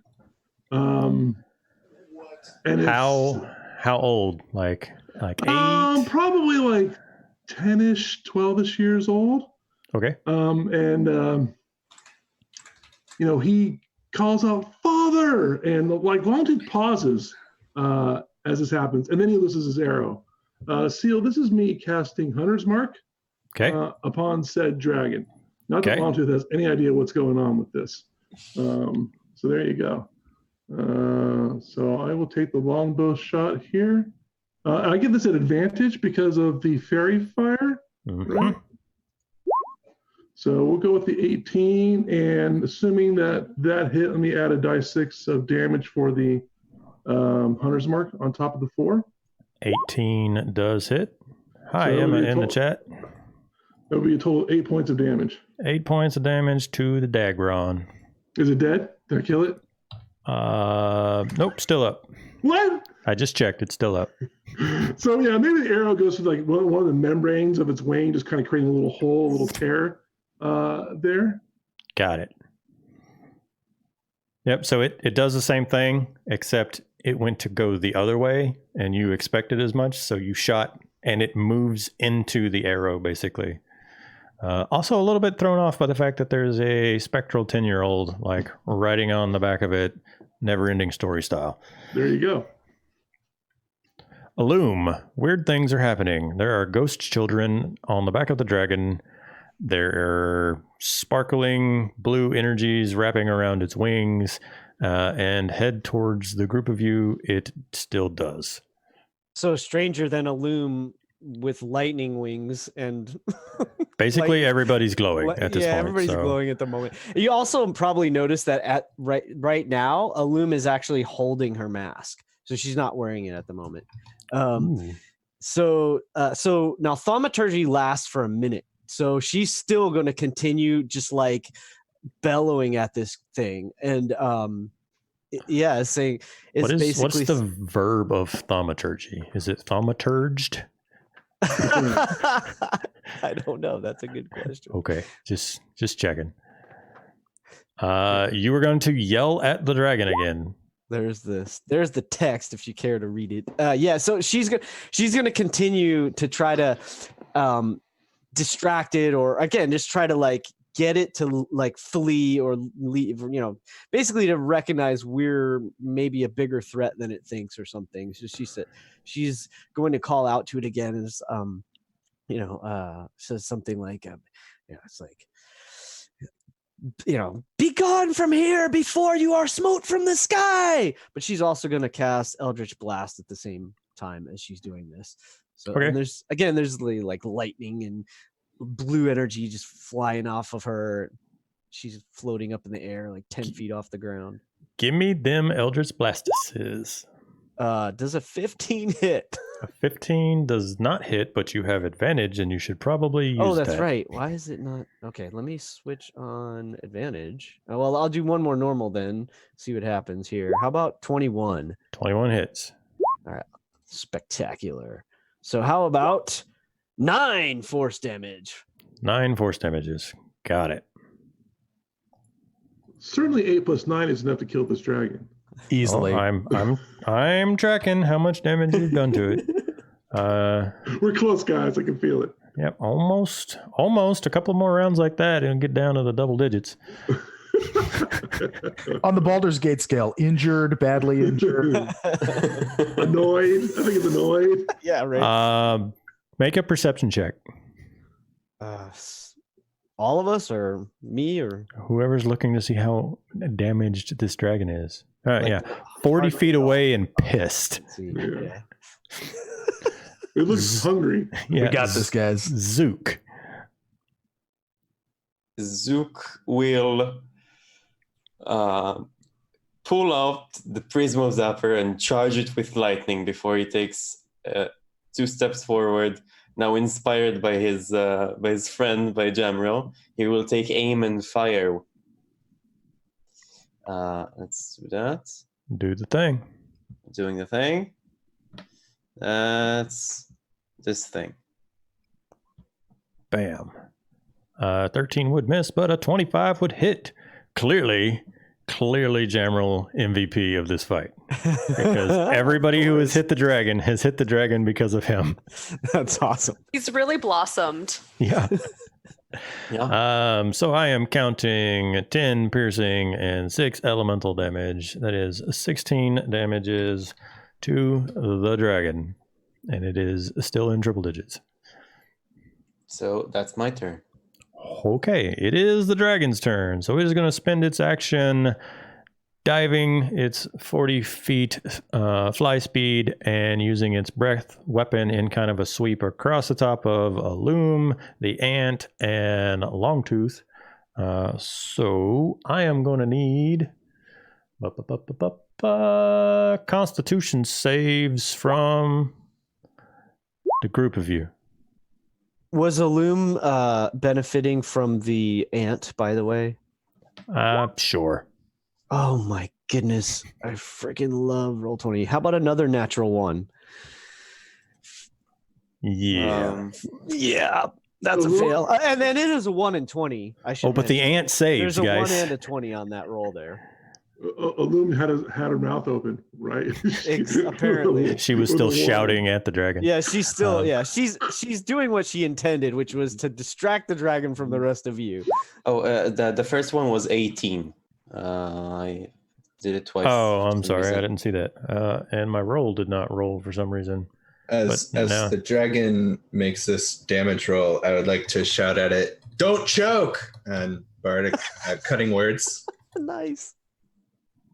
That works, right? Does that work on things that require a save, or is that only things for attack rolls? It's when they roll a damage roll. Okay. Can you link that for me and for the chat? For a damage roll, you can use your reaction to expend bardic inspiration, subtracting them or rolled from the creature's roll. Okay, roll your inspiration die. What is that, a die 6 at this point? It is. So minus Not 5. bad. Not bad at all. I rolled damage for the dragon and it disappeared into the internet. So there might be a second roll that shows So it up. did none? I'll accept none. Yeah. I see 45. 45, Number 5. unless Well, you I rolled you know. 10d8 and it didn't go. So we're going to try again. Okay. Yay! Oof. Minus 5. So the DC All right. was 15. So a loom and Longtooth, you take 53 damage. The 53? ant, No! 53 minus 5. So 48. And the ant takes 24. The ant is gone. Well, uh-oh. Yeah, so is Illum. Not quite, but she's definitely been blasted out of the air. How do I remove tokens from in Roll20? You Long should as just be able to crumbles. click and hit the delete button. So Frost in his beard. I just want to make a note. If it wasn't for the temporary hit points, Zook, Illum would be dead. Oof. Yeah. When the sleet clears, God. Longtooth is just kind of a frozen clump on the ground. Mm-hmm. Here's the scene, right? All of you are hiding in the bushes, or Zook and Gemril are hiding in bushes.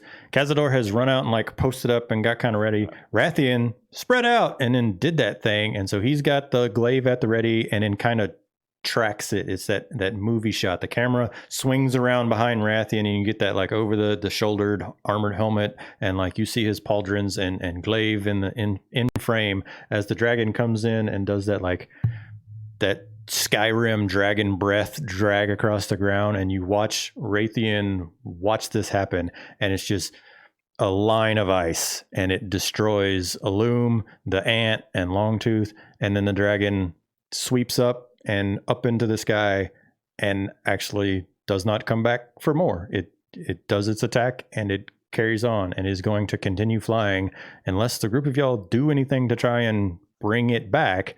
It literally just does that line of destruction and then swoops and it heads southeast from you.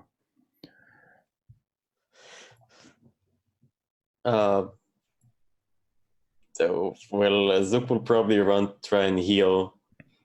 We're going to drop out of combat at this point and keep that in mind. But the dragon totally just does that line of desolation, and then swoops a hard left, goes up, swoops back around the windmill, and heads off to the southeast. And then the group of you can make it to them in time that I'm not going to worry about doing rounds, but medicine checks, healing potions. What's the game plan? Zook will use his little spider clockwork thingy, and he will put it on Longtooth, and the spider will start healing him as I cast Cure Wounds. It will start tying wounds and Nice. spraying some fumes. Bacta. Like webbing and stuff. Yeah. Did you see my tweet about Bacta? I Curtis? did. I hate you That was- so much. I'll run to Illume and cast Healing Word at 2nd level. Okay. I'm ignoring our injured friends, and I'm just going to track the dragon with my eyes until it's out of sight. It's that I hate to keep referencing Skyrim, but Yeah. I was talking about it at work all day today, and it's the best dragon simulator I currently have. But you can see it kind of doing its flight southeast of you and heading up into the mountains. And eventually you kind of lose it it goes in between two hills, two mountain peaks basically, and disappears out of sight. Just for flavor, like the moment after it strikes everybody down with the breath, Rathian screams and roars and runs after it and just launches his glaive as far as he can. It falls within 15 to 20 feet of the windmill and just stabs in the ground. And so you get that camera pan again. We watch the dragon thing happen, and then we follow the chuck of the glaive, and then the camera swings around, and you get one good slow windmill rotation, and then the glaive just lands ineffectively in the ground, and the dragon is half a mile away at this point. Cinematic AF. Yep. And then the camera keeps that slow, good, no cuts in this shot rotation back around to just the line of frozen grass with Longtooth and Illume popsicles back there. Yeah. I think after Jamrel heals Illume, she sort of slowly sits up and says, did we scare it away? Oh yes, you did a great job. It's gone now. Longtooth is twitching. He's he's still trying to come out of being frozen. Rathian bends down, gives him the bro one-armed pull up, and at the same time hands him a lit cigar. Nice. The spider still climbs on your shoulders and sprays this material that helps you warm up. That's awesome. Super gluing your wounds and giving you hot water bath. Well, so there's a dragon in this module. You guys are level 3. Is there anything else you would want to do at Umbridge Hill? Yeah, Longtooth, he stands up. He pats Rathian on the shoulder. He says, and then grabs his spear and starts walking up towards the windmill, where he's going to ask for sanctuary so he can rest. And I would like to play a song of rest as the group kind of gathers up and begins to bandage their wounds. So Alum sort of looks around and realizes that her mask isn't on, and so she starts like rummaging around, not a little frantically, but like my mask, and so she's gonna take a moment to find it. Anyone that is noticing her or looking at her will see that she has some strange markings on her face, and I'm looking for what the name of them is. But essentially, when you get struck by lightning, it leaves this pattern in your skin. I know exactly what they're called because I'm going to get them tattooed all over my body. Yes. What are they called? Obsessed. They're called Lichtenberg figures. Lichtenberg. Thank you. I think you're the first person that I saw that name from. But yeah, so when you look at her, like part of her face has these, and part of her neck has these on her skin, and they're not like horrific or anything, but like she's still essentially like that effect lasts for as long as it lasts. I don't think it goes away when she goes unconscious. I'm not sure, but regardless, they're probably like sparkling a little bit, but they're just pink and they're obvious. So Cazador is fairly perceptive, so she would probably find the mask, scoop it up, and just sort of like toss it casually over to her. Since Cazador has probably got ritual scarification all over her face, like she pays absolutely no mind to whatever you got going on. Cool. Yeah, Rathian is kind of right there too, so he would probably notice. Looks like you've seen better days there as you put your mask back on. She actually hasn't put it back on. But she does say, well, yes, when the energy overtakes me, it can be terrifying to others, and she puts it on slowly. Scars just mean you lived a life worth living. I need a new set of pants.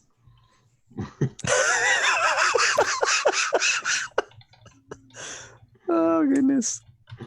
First I said it, and then I did it. Yeah. So the group of you head up there and knock on the door, and she asks you if it's safe out there. I wouldn't go out there if I were you. This is like through the door still. Y'all are still out there. It's mostly safe now. Okay. Do you need help? Is anyone hurt? Oh, just a little bit hurt. We'd just love to, have a nice living room to take a short rest in, if possible. And you're absolutely sure it's gone. You don't see it. It's clear. Oh yeah, totally gone. I mean, it's definitely going to be back, but it's gone right now. You're going to hear like the quickest opening of all the locks and stuff, especially because remember Zook tried to help with this door. Like he was just bolting extra shit on for no reason. So she like fidgets around with it, and then she swings the door open, and you see Adabra, and it's the same house that y'all were in before, and she like gets all of you in real quick, and then closes the door and starts relocking it. Right before we head in, I'm going to put my hand on Longtooth's shoulder and just say, I told you to spread out. He turns around, he looks at you. My son. He calls to me. Yeah, I noticed that. We're probably going to have to talk about that when you're feeling better. My time is short. And he walks in and he goes and he settles down. He throws down his fur and sits down in the corner like he's going to go to sleep. The edge is strong with this group. Yeah. There was a wolf howl at the same time that Longtooth said that. I don't know if anyone else heard it. It was awesome. So it's like 10:30 now after that 20-second dragon fight. and scraping each other up off the ground and getting bunkered down here in the windmill. So it's like 10:30 a.m. Are we talking long rest, or are we talking like staying here for the rest of the day? A short rest. Or short rest, or for the rest of the day. Sorry. Probably just. I really don't see the two of them going anywhere anytime soon. Y'all got hit die. It'll be fine. Yeah, I mean. You haven't had to spend them yet, right? So Illum will. She's sort of like. She gets real quiet after that, and once her wings sort of dissipate, which is about a minute later, and then she just like will look around to the group and apologize, saying, I'm sorry if I startled any of you. And then she looks like she hangs her head sort of down, like into her lap. There is nothing you can do that would startle us. I was a lot more scared of the dragon, to be honest. That was the most terrifying thing I have encountered. I think this is too big for us, you guys. That's what she said. We had it right where we wanted it. If only it wouldn't have flown away. I mean, I think we did as well as anyone could expect, and perhaps in the future, when we are even greater adventurers than we are now, we will succeed even better. I don't know what you're talking about. We did very poorly right there. 2 of you died. What? Oh, almost. Yes, here they are, right here. They're fine. I don't know about fine. Look at harrowed Longtooth with his pitted eyes seeing his child's ghost. Yeah, if the rest of the group is like, after an hour, I think they start packing up. Longtooth's not making any motion like he's packing up. He's actually managed to sink even further back, and like he is making a beanbag chair out of that stack of fur and backpack at this point. Like his arms are somehow up here now. Although after an hour, Cazador is going to get bored of going inside and go back outside and kind of stare off into the distance where the dragon came from probably behind the safety of one of these walls, maybe perched up. There's that chimney. You could perched up on that chimney or something, and just staring off into the distance. No dragon. After about 10 or 20 minutes of hanging her head, Illum seems to sit into a position like cross-legged and appears to start meditating. Okay. Well, all of you seem to be very sorry for yourselves right now. There's, as far as I'm aware, there's a whole ranch of people who have been attacked, and they need our help as well. So, buck up. For once, I agree with the kid. Let's get moving.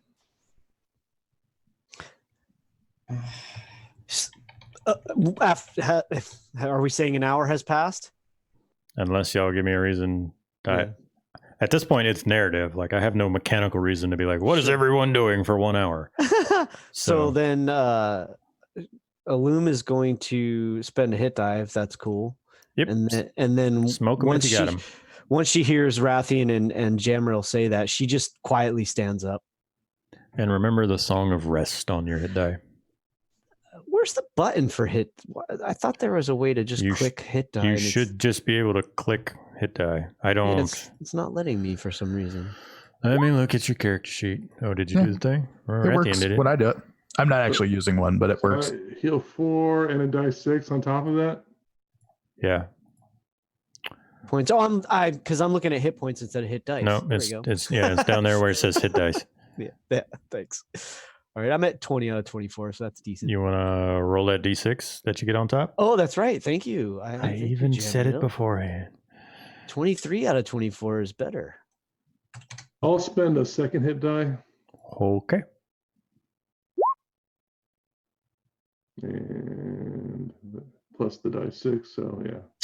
I think you just get it once. Yeah. You're right. That's okay. But if you're still injured, Jamril will come and kind of try to lift Longtooth up. He's not that strong. He brushes you off like I'm fine. Okay.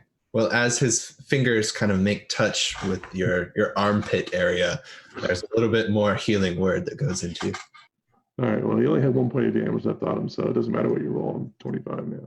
As long as y'all don't fight more dragons today, like he's going to get his spell slot back, right?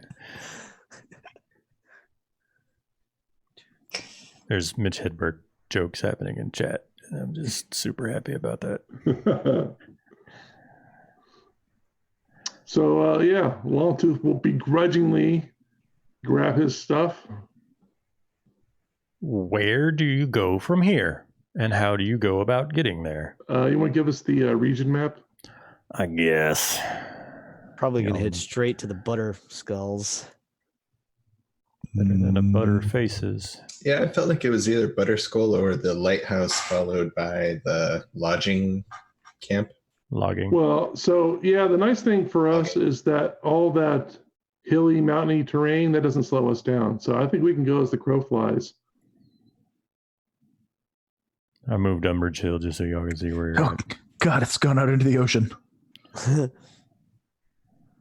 Or Adabra! 60 miles and y'all can do 24 in a day. Yep. So again, like, depends on whether y'all press or not.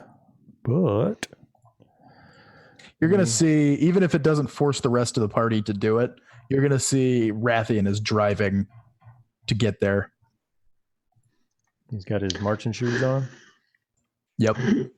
So at one point, just kind of, because it's the kind of asshole that Longtooth is, he lets Rathian wander off like as if Rathian knows where he's going, you know. Until Rathian figures out he doesn't know where he's going and has to backtrack. There, I get a 7 in survival. Yeah, that's another nat 1. Y'all are on fire. Well, I would On- say on y'all are dragon on fighting fire, day. but y'all are more like it's more of ice damage than fire. I need a couple of things. Leave I the need trailblazing to me, Rathian. As you find him just like walking up into a wall, a video game character. Yeah, this is mountain terrain. So Rathian is the guy that's like trying to get over that mountain in Skyrim, Jumping. by hitting jump, but like not really. Where's the seam? Yeah, no, and the party marches onward. Okay, so at the end of your first day of marching through the hills and mountains of the Sword Mountains, right about the time it comes time to kind of set up camp for the night and need to decide whether y'all press on or make camp, you notice that you're kind of entering an area, and let's have a Longtooth and anyone who's keeping an eye on this sort of stuff make me a survival check. I think I get expertise in my terrain here, so we're going to add an additional 2 to whatever my total is here. Okay. That would be another one. So that'd be 12. yeah, I think I traded with you, Ilum. It's all right. It happens. I'm used to roll 20. You play a few thousand hours in roll 20, you know this happens all the time. Well, luckily the DC I was setting was 10. So Cazador and Longtooth, you both become aware that there is humanoid foot traffic in this area. It's not necessarily fresh, but you do see they're not roads, but there are areas that seems like people have walked through a couple of times, and based on general location, it looks like, you know, foot traffic from kind of Fanelin and up into the mountains to your right, which is your east, and there's a little bit heading back down. So it's not enough to be like a solid trail. You just once in a while you notice humanoid foot traffic. The stride of these tracks, man-sized or small? Couple could be dwarves, couple could be humans. You know that there's a lot of prospectors around Fanelin, so it wouldn't be too wild to think that maybe there's more mining. There was a lot of mines, you'll remember, down near where the dwarven excavation was. You would expect there's people probably sluicing in the creeks up here or trying to kind of mine in the mountains proper.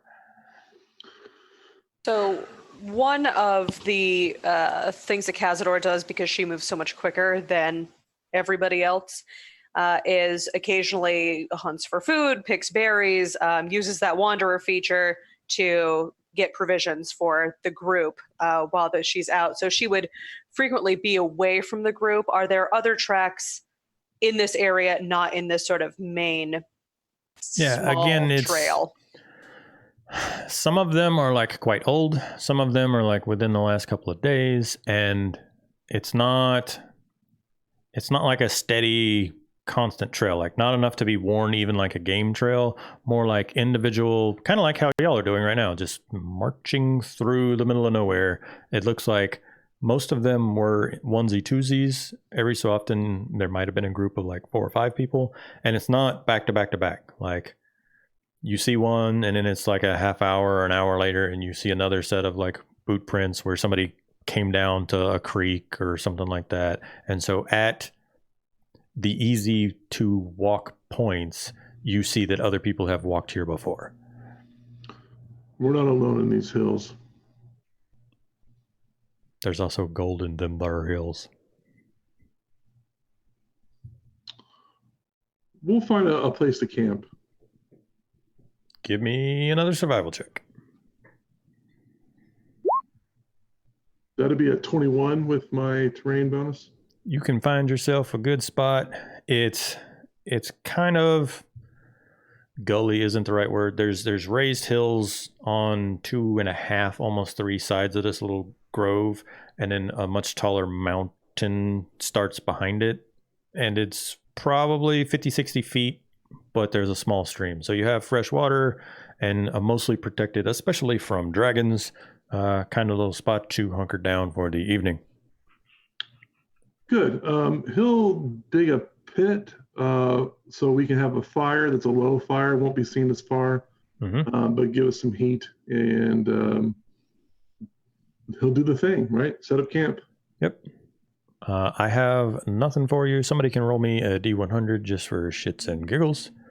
Elune sits sort of off by herself just a touch, and she lights a candle and some incense and appears to be praying for quite a while.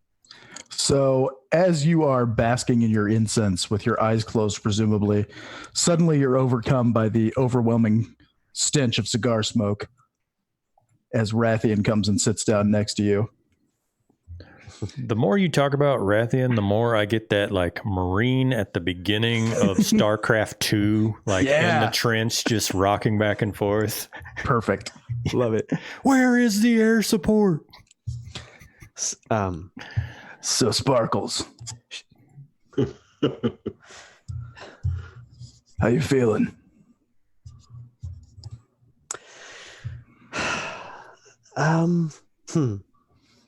That is a good question.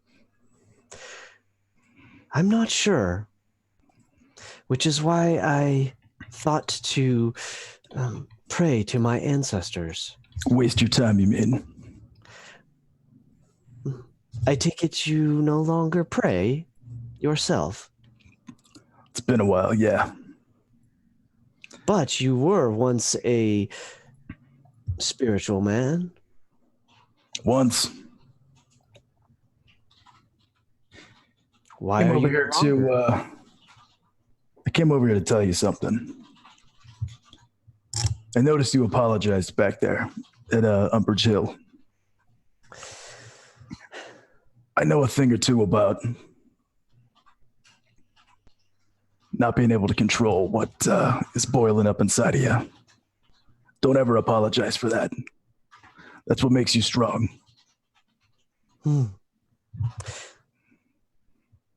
Thank you for that perspective. It's true, I do feel stronger because of it. I scared my family, I scared my friends, and I miss them terribly. And whenever the power or the energy or the light or whatever it is overtakes me, it just reminds me of their faces.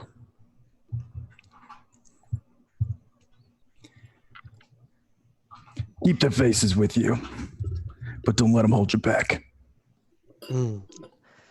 Well, with luck, I'll come to understand what this is that has happened to me and be able to return to my family someday. What Yeah. is it? What is it you seek now?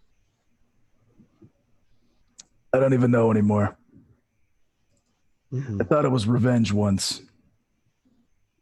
Now I don't know. Just feeling, I guess. Hmm. You're still powerful, clearly. That gives you comfort, doesn't it? Does it not? I don't know if comfort's the word. Just do me a favor. Stop talking to the sky. Look inside. And then he's going to get up. I will do that. She turns back and to her meditation or prayer or whatever.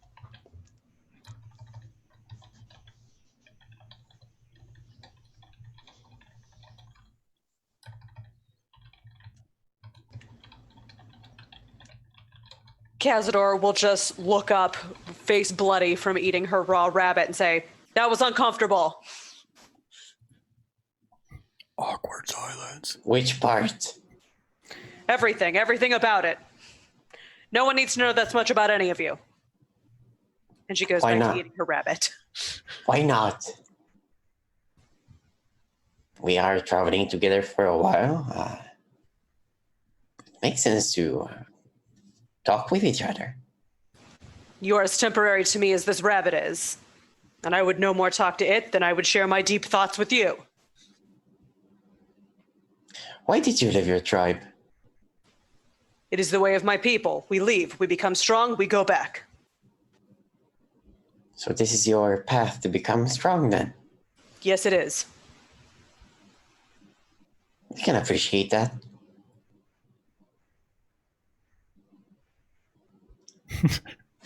Munch, crunch, crunch, crunch. Zuka goes to probably throw up somewhere nearby.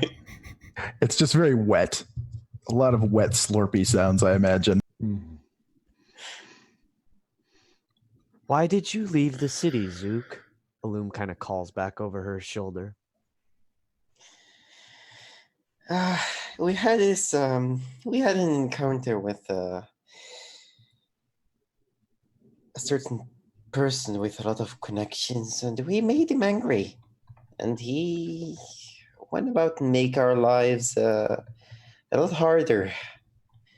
People started showing up at my parents' place and defaced it, and threat letters, and we thought it best to just. He looks at the general. To just leave for a while until things make more sense. I think. Indeed. It's a rather dangerous place for us now. Getting away until things make more sense seems to be a common theme for us. The Yeah. family is challenging.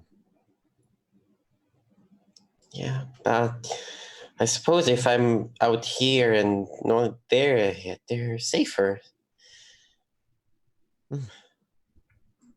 So when you mention family, something kind of like clicks in Rathian's head, and he looks over at Longtooth. I think it's about time we have that chat I was talking about earlier.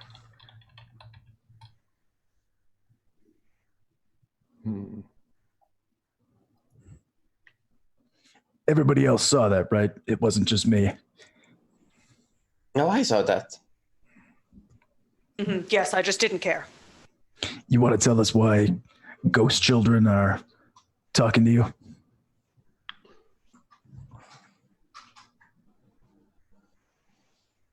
I imagine it's connected to the graves behind your cabin? I saw him and his mother when we were in Nomengard on the bridge. That's all I know. Light bulb.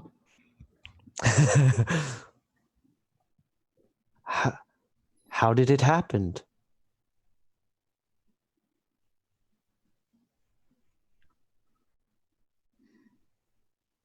They were mauled by a beast. It's why I hunt.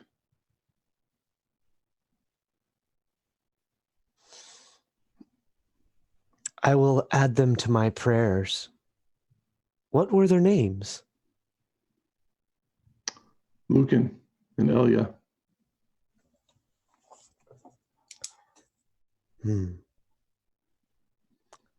Luke is a strong name. I imagine he was strong just like his father. Stronger. I think soon I will be able to tell him how proud I am. I think they called me.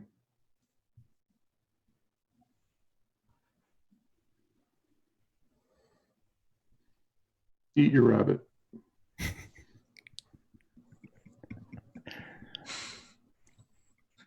And fade to black. Fade to black. Illume, are you taking full guard for the night? Yeah. She's praying for a while, but then like when the rest are ready to sleep, she'll sort of basically come out of her prayer and keep an eye on things. Okay. Night will pass without incident. You do hear random foresty and wilderness animal noises. But other than that, nothing super crazy. There's a kitty. I think that excuse me. Sorry, I've had a tickle in my throat all night. But I think that what does Cazador do when she does her trance? She will get into some sort of yoga position, something very uncomfortable, and just sort of stand there with deep, intense focus. Awesome. I think probably Illume comes over, not like uncomfortably close, but just closer to wherever Cazador is, recognizing that Cazador is like the next most alert of the group, just in case, and probably sits quietly on the ground nearby. She does the trance for a portion of the night and then is up and will just mostly be sitting there in comfortable silence with Illume, and then if there's a noise, she'll kind of like sneak off to go check on what the noise is and then sneak back and resume her position. Also, pss, pss, pss, pss, pss, pss. Kitty. Linus wants to be on the stream. If you ever want to completely disable Valerie, just all that has to happen is a cute animal has to enter her line of sight and she becomes useless. Pets are awesome. Indeed. Speaking of, where the hell are our dogs? I've seen them walk through a couple of times, but it's been a minute. That's good. I had lost track of them. It's funny. Sometimes I'll see a dog walk behind Valerie and then up beside Curtis. So I've been on dog watch. Morning will come without incident, and you guys spend a day doing the like fellowship marching across the top of, speaking of dogs, fellowship marching along, New Zealand landscape shots. And there is absolutely nothing of excitement out this way as y'all are tracking through the hills. So I will move you on the map momentarily when I do not have the world's laziest kitty cat. But y'all will make a second. Oh, there he goes. Camp for the night, and knowing that you can probably get to the Triboard Trail and Butterskull Ranch like before noon the next day. Sounds good. Anything y'all wish to do at camp, or should we fast forward to the?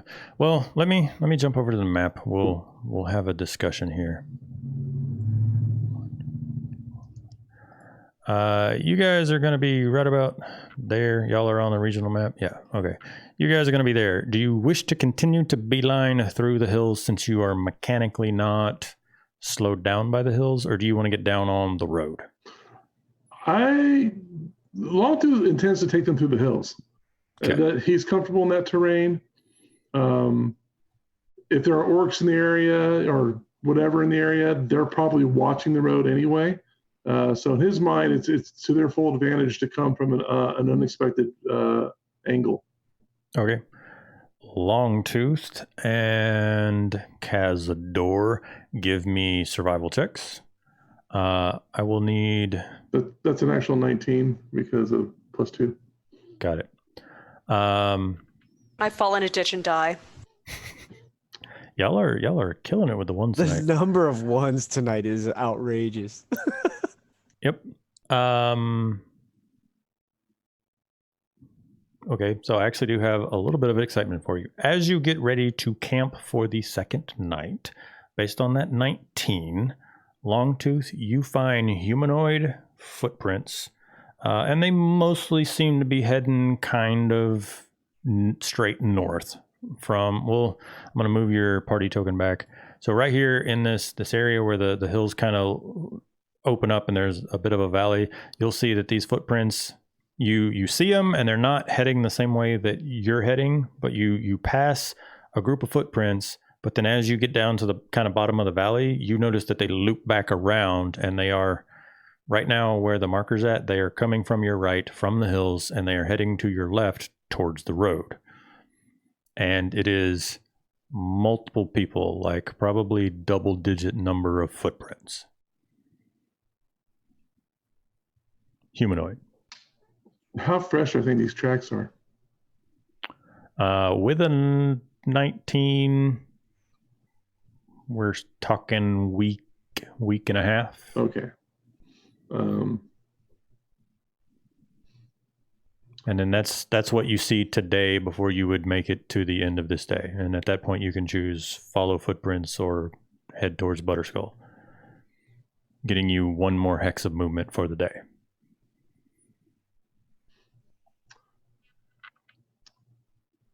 We want to... There's a band wandering these hills, or at least they wandered here not too long ago. I have the trail if we want to follow, or we can head on to the ranch. Orcs. Yeah, I agree. Within the realm of possibility, the orc detecting dog agrees that it could be orcs. Yeah. Fun fact: her speak command is actually Bork. Okay. I was gonna say, you said orcs, but we got borks. Yep.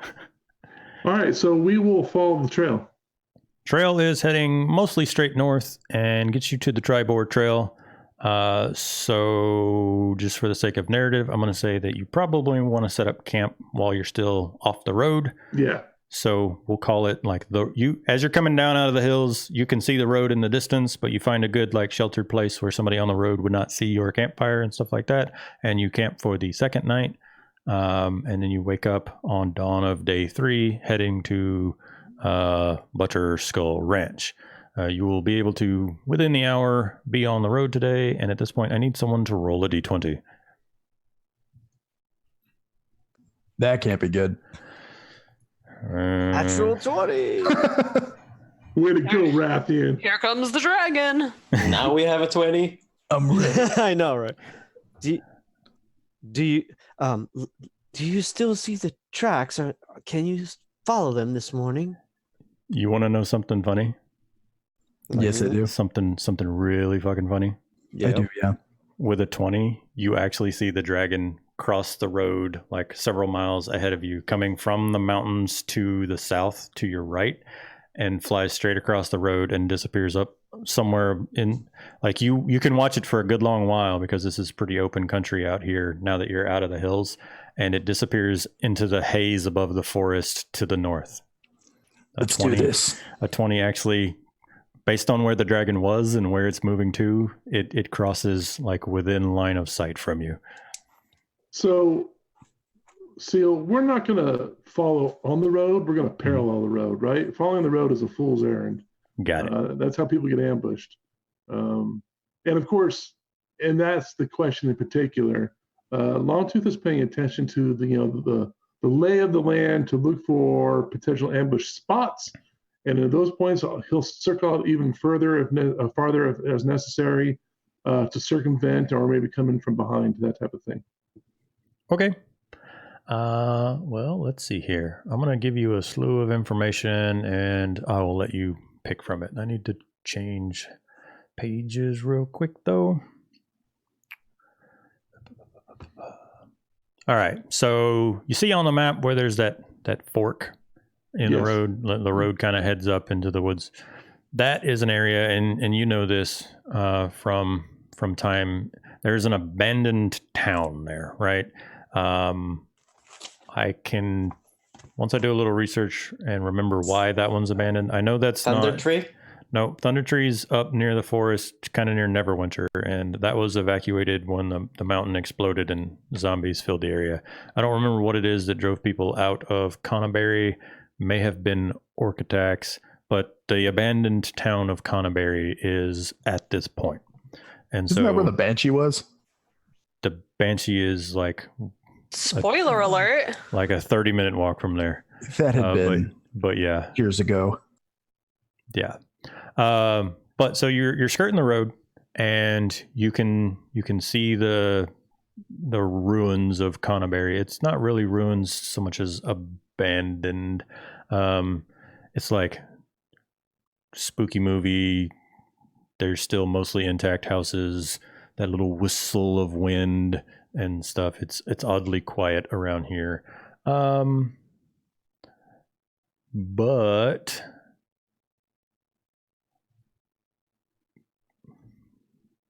based on distance, you see something. You see movement in the town at one point, and it's just like a quick glimpse of something bigger than a humanoid kind of move in between two of the buildings, because y'all are at some distance, but there was some kind of movement in town.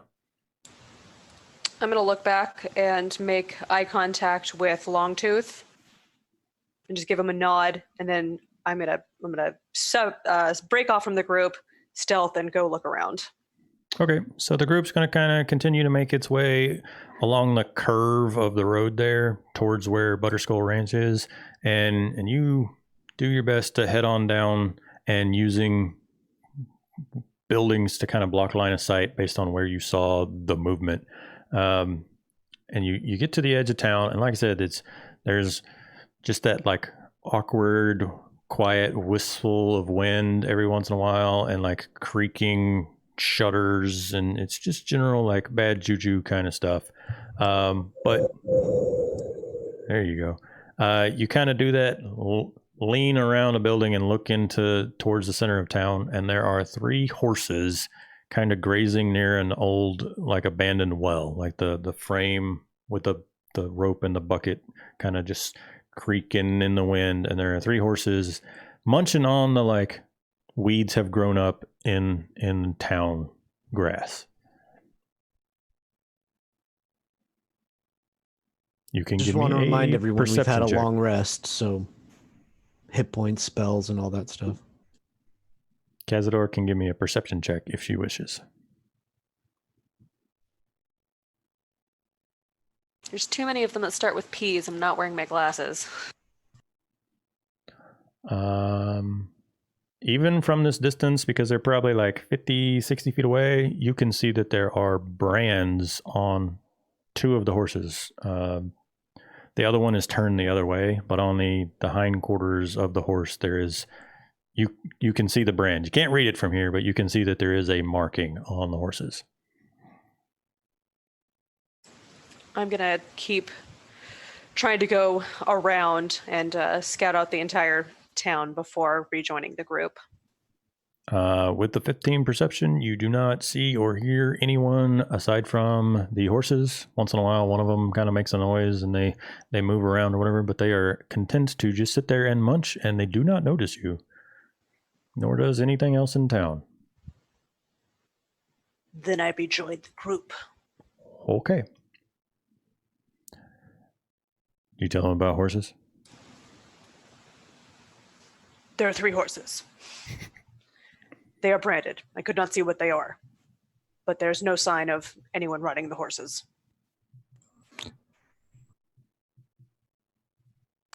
Oh, those could be valuable, could they not? If they are marked, the owners would most likely wish them returned. Longtooth will start walking towards the town, towards the horses. You arrive I at will follow. town with no trouble. The horses, they're not saddled or bridled or anything, right? Nope. Do they look like they've been brushed and kept up, or they look rough? They are clearly somebody's horses, and they are cared for, but it seems like it's been a couple of days or a week. They're not saddled up, and they're clearly just eating whatever they can find. So he will approach them cautiously. He's trained in animal handling. He's good with animals. Mm-hmm. He wants to get a closer look at their brand. I mean, he's from these parts. He might know who they belong to. All 3 horses are branded with the same brand, and it is BAK, back. All caps, nice square, blocky brand style letters on the same position on all 3 horses. And do I know who that is? Give me an intelligence check. No problem. I think you just do like that. Zook, you Yes. you took a note of the bounty, yes? Right. Yes. Let's see. What was the name of the rancher? Big Al Calazoran. Ah, yes. B.A. Alphonse. Yeah, maybe. It might be. Maybe. Yeah. Good call. Do the horses look wounded or anything? Nope. Perhaps we should attempt to collect them and bring them along with us to ask if they are this Big Al Calazor. Big I'm Al's. sorry. Yeah, the names are so strange. Sure, I'm not really good with horses, but I guess we can take him.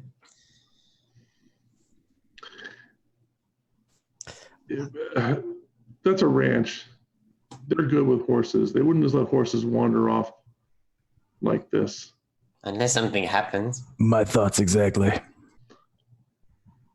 I just leave these horses here for now. We can run them down later if necessary. If anything, it'll just complicate what we're trying to do. We need to figure out why they're loose. I'd like to look around the rest of the town, see if there's signs that anyone was here. Sure. Make a perception check and a survival check. 17 and 12. You do a little bit of poking around, and you do not find anything of value as you pilfer through random stuff. You find a bunch of old rotted or rotten or otherwise abandoned personal effects and other things you would expect to find in a small village. Nothing that even interests you long enough to warrant even picking it up. With a 12 survival, you do see that there were footprints on the main road part, like coming from the west and heading to the east on what's officially the Tribord Trail. Zook will also probably look around, but he's going to try and see what caused the damage around here, if there was any sign of fire or anything like that, and try to ascertain what happened here. Let me... I don't remember if it says it in the locations handout that I gave y'all. I lost it. Where did it go? Sword Coast locations. There we go. It was sacked by barbarians years ago and lies in ruins. There is a dirt road that extends south of the town that supposedly leads to an abandoned shrine. And anyone from the Sword Coast in general would know of both this town being attacked by barbarians and that there was some shrine up in the mountains or in the hills south of town. All right. Well, should we continue to the ranch then? Yes. Okay, give me... Oh, don't even need it. You guys set out on the road or off the road? Off the road. Off the road. That's our MO. North of road or south of road? South of the road, more towards the hills where I'm happiest. Okay, so you will cross the trail. I just mentioned that there was supposedly a dirt trail that heads up into the hills where some shrine's at. You'll see that. And then you will continue to head towards Butterskull Ranch, and the next thing that you see is you're a few hundred feet off the road, and ahead of you, also a few hundred feet off the road, just chilling in the middle of a random field, is a large, very plump cow, and she's just kind of hanging out and munching on grass. And it's, we'll call it 150 feet out. Probably a bad sign that all of this rancher's animals are out. Yes, this is most unusual. Let's go around the cow. We're going to circumvent the cow. Okay. Are we afraid of the cow? No. Why would you say that? Cow's eating grass and basically pays you no mind. And you get mostly like around the cow and you hear a noise and it almost like gives you enough to be like on edge, and you realize it's just a cowbell because it like took 5 steps to like start munching in a new spot and just completely ignores you. And you guys pass on. And we are going to, since we are coming up on time, we're going to do the like fade out at the end of the session shot as you guys approach Butterskull Ranch. And so what you see is it's a large plot of land on the northern side of the road. So you do have to eventually come up to the Tribord Trail. And it's kind of nestled in between 2 hills, one to the south and one to the north. And there's a wooden fence that's all ramshackle kind of around a couple of the fields. There's an orchard, and then there is a large farmhouse. But you see that there are also the burned remains of 2 other buildings. One of them looks like it could have been a barn, and the other one you're not sure from this distance, but you see like the smoking, not still smoking, but the like charred timbers of the frame of a barn and another smaller building, but then an unburned 2-story farmhouse. And at that point, we're going to have like the camera does all of that and then pans around at the group of y'all approaching, and we're going to fade out for the end of the session. Yeah. I imagine we'd be up on that hill to get the vantage. Yeah. There you go. We all look nobly into the distance and are blown by a soft wind. Hero wind. Except Zuko's probably playing with something. Trying to fix the ant still. Yeah. But it is 9:30, so we are going to go ahead and end it there. I want to thank all of you for putting up with my shit for another week and surviving your first encounter with that dragon. How'd y'all like that guy? It was fine for us. Pretty one-sided. I was still at full health, had all my spells. I mean, I said there's easy. a dragon in the distance, and you guys ran towards it with some degree of haste. So At the end, we're heroes, right? It was more about saving the midwife. there you go. So yeah, thanks for putting up with me. Thanks everyone in the chat. Thanks for those that followed and subscribed. And we will end out with a thanks again to our sponsor, Roll20, because this show is officially sponsored by Roll20 now. They are paying for our dynamic lighting and all those other sweet features that we are using. And on the closing, we have a thank you for subscription to Epic Otter. You're awesome. Hooray. We will be back next week at 6:30 Pacific time as these folks investigate the orc attack at Butterskull Ranch. Can we talk to Roll20 about all these ones, though? I mean, sponsored by Roll20 and like actually liked by Roll20, I feel like are too independent. Also actively undermined by Roll20. It's okay. Next time if there'll be like 10 20s in a row. It'll be ridiculous. You'll see. As long as we're the ones rolling them. Yeah, that's But thanks everyone. I'm gonna go take care of the wife and the baby. So I'll leave the meeting going. Have Good, fun. folks.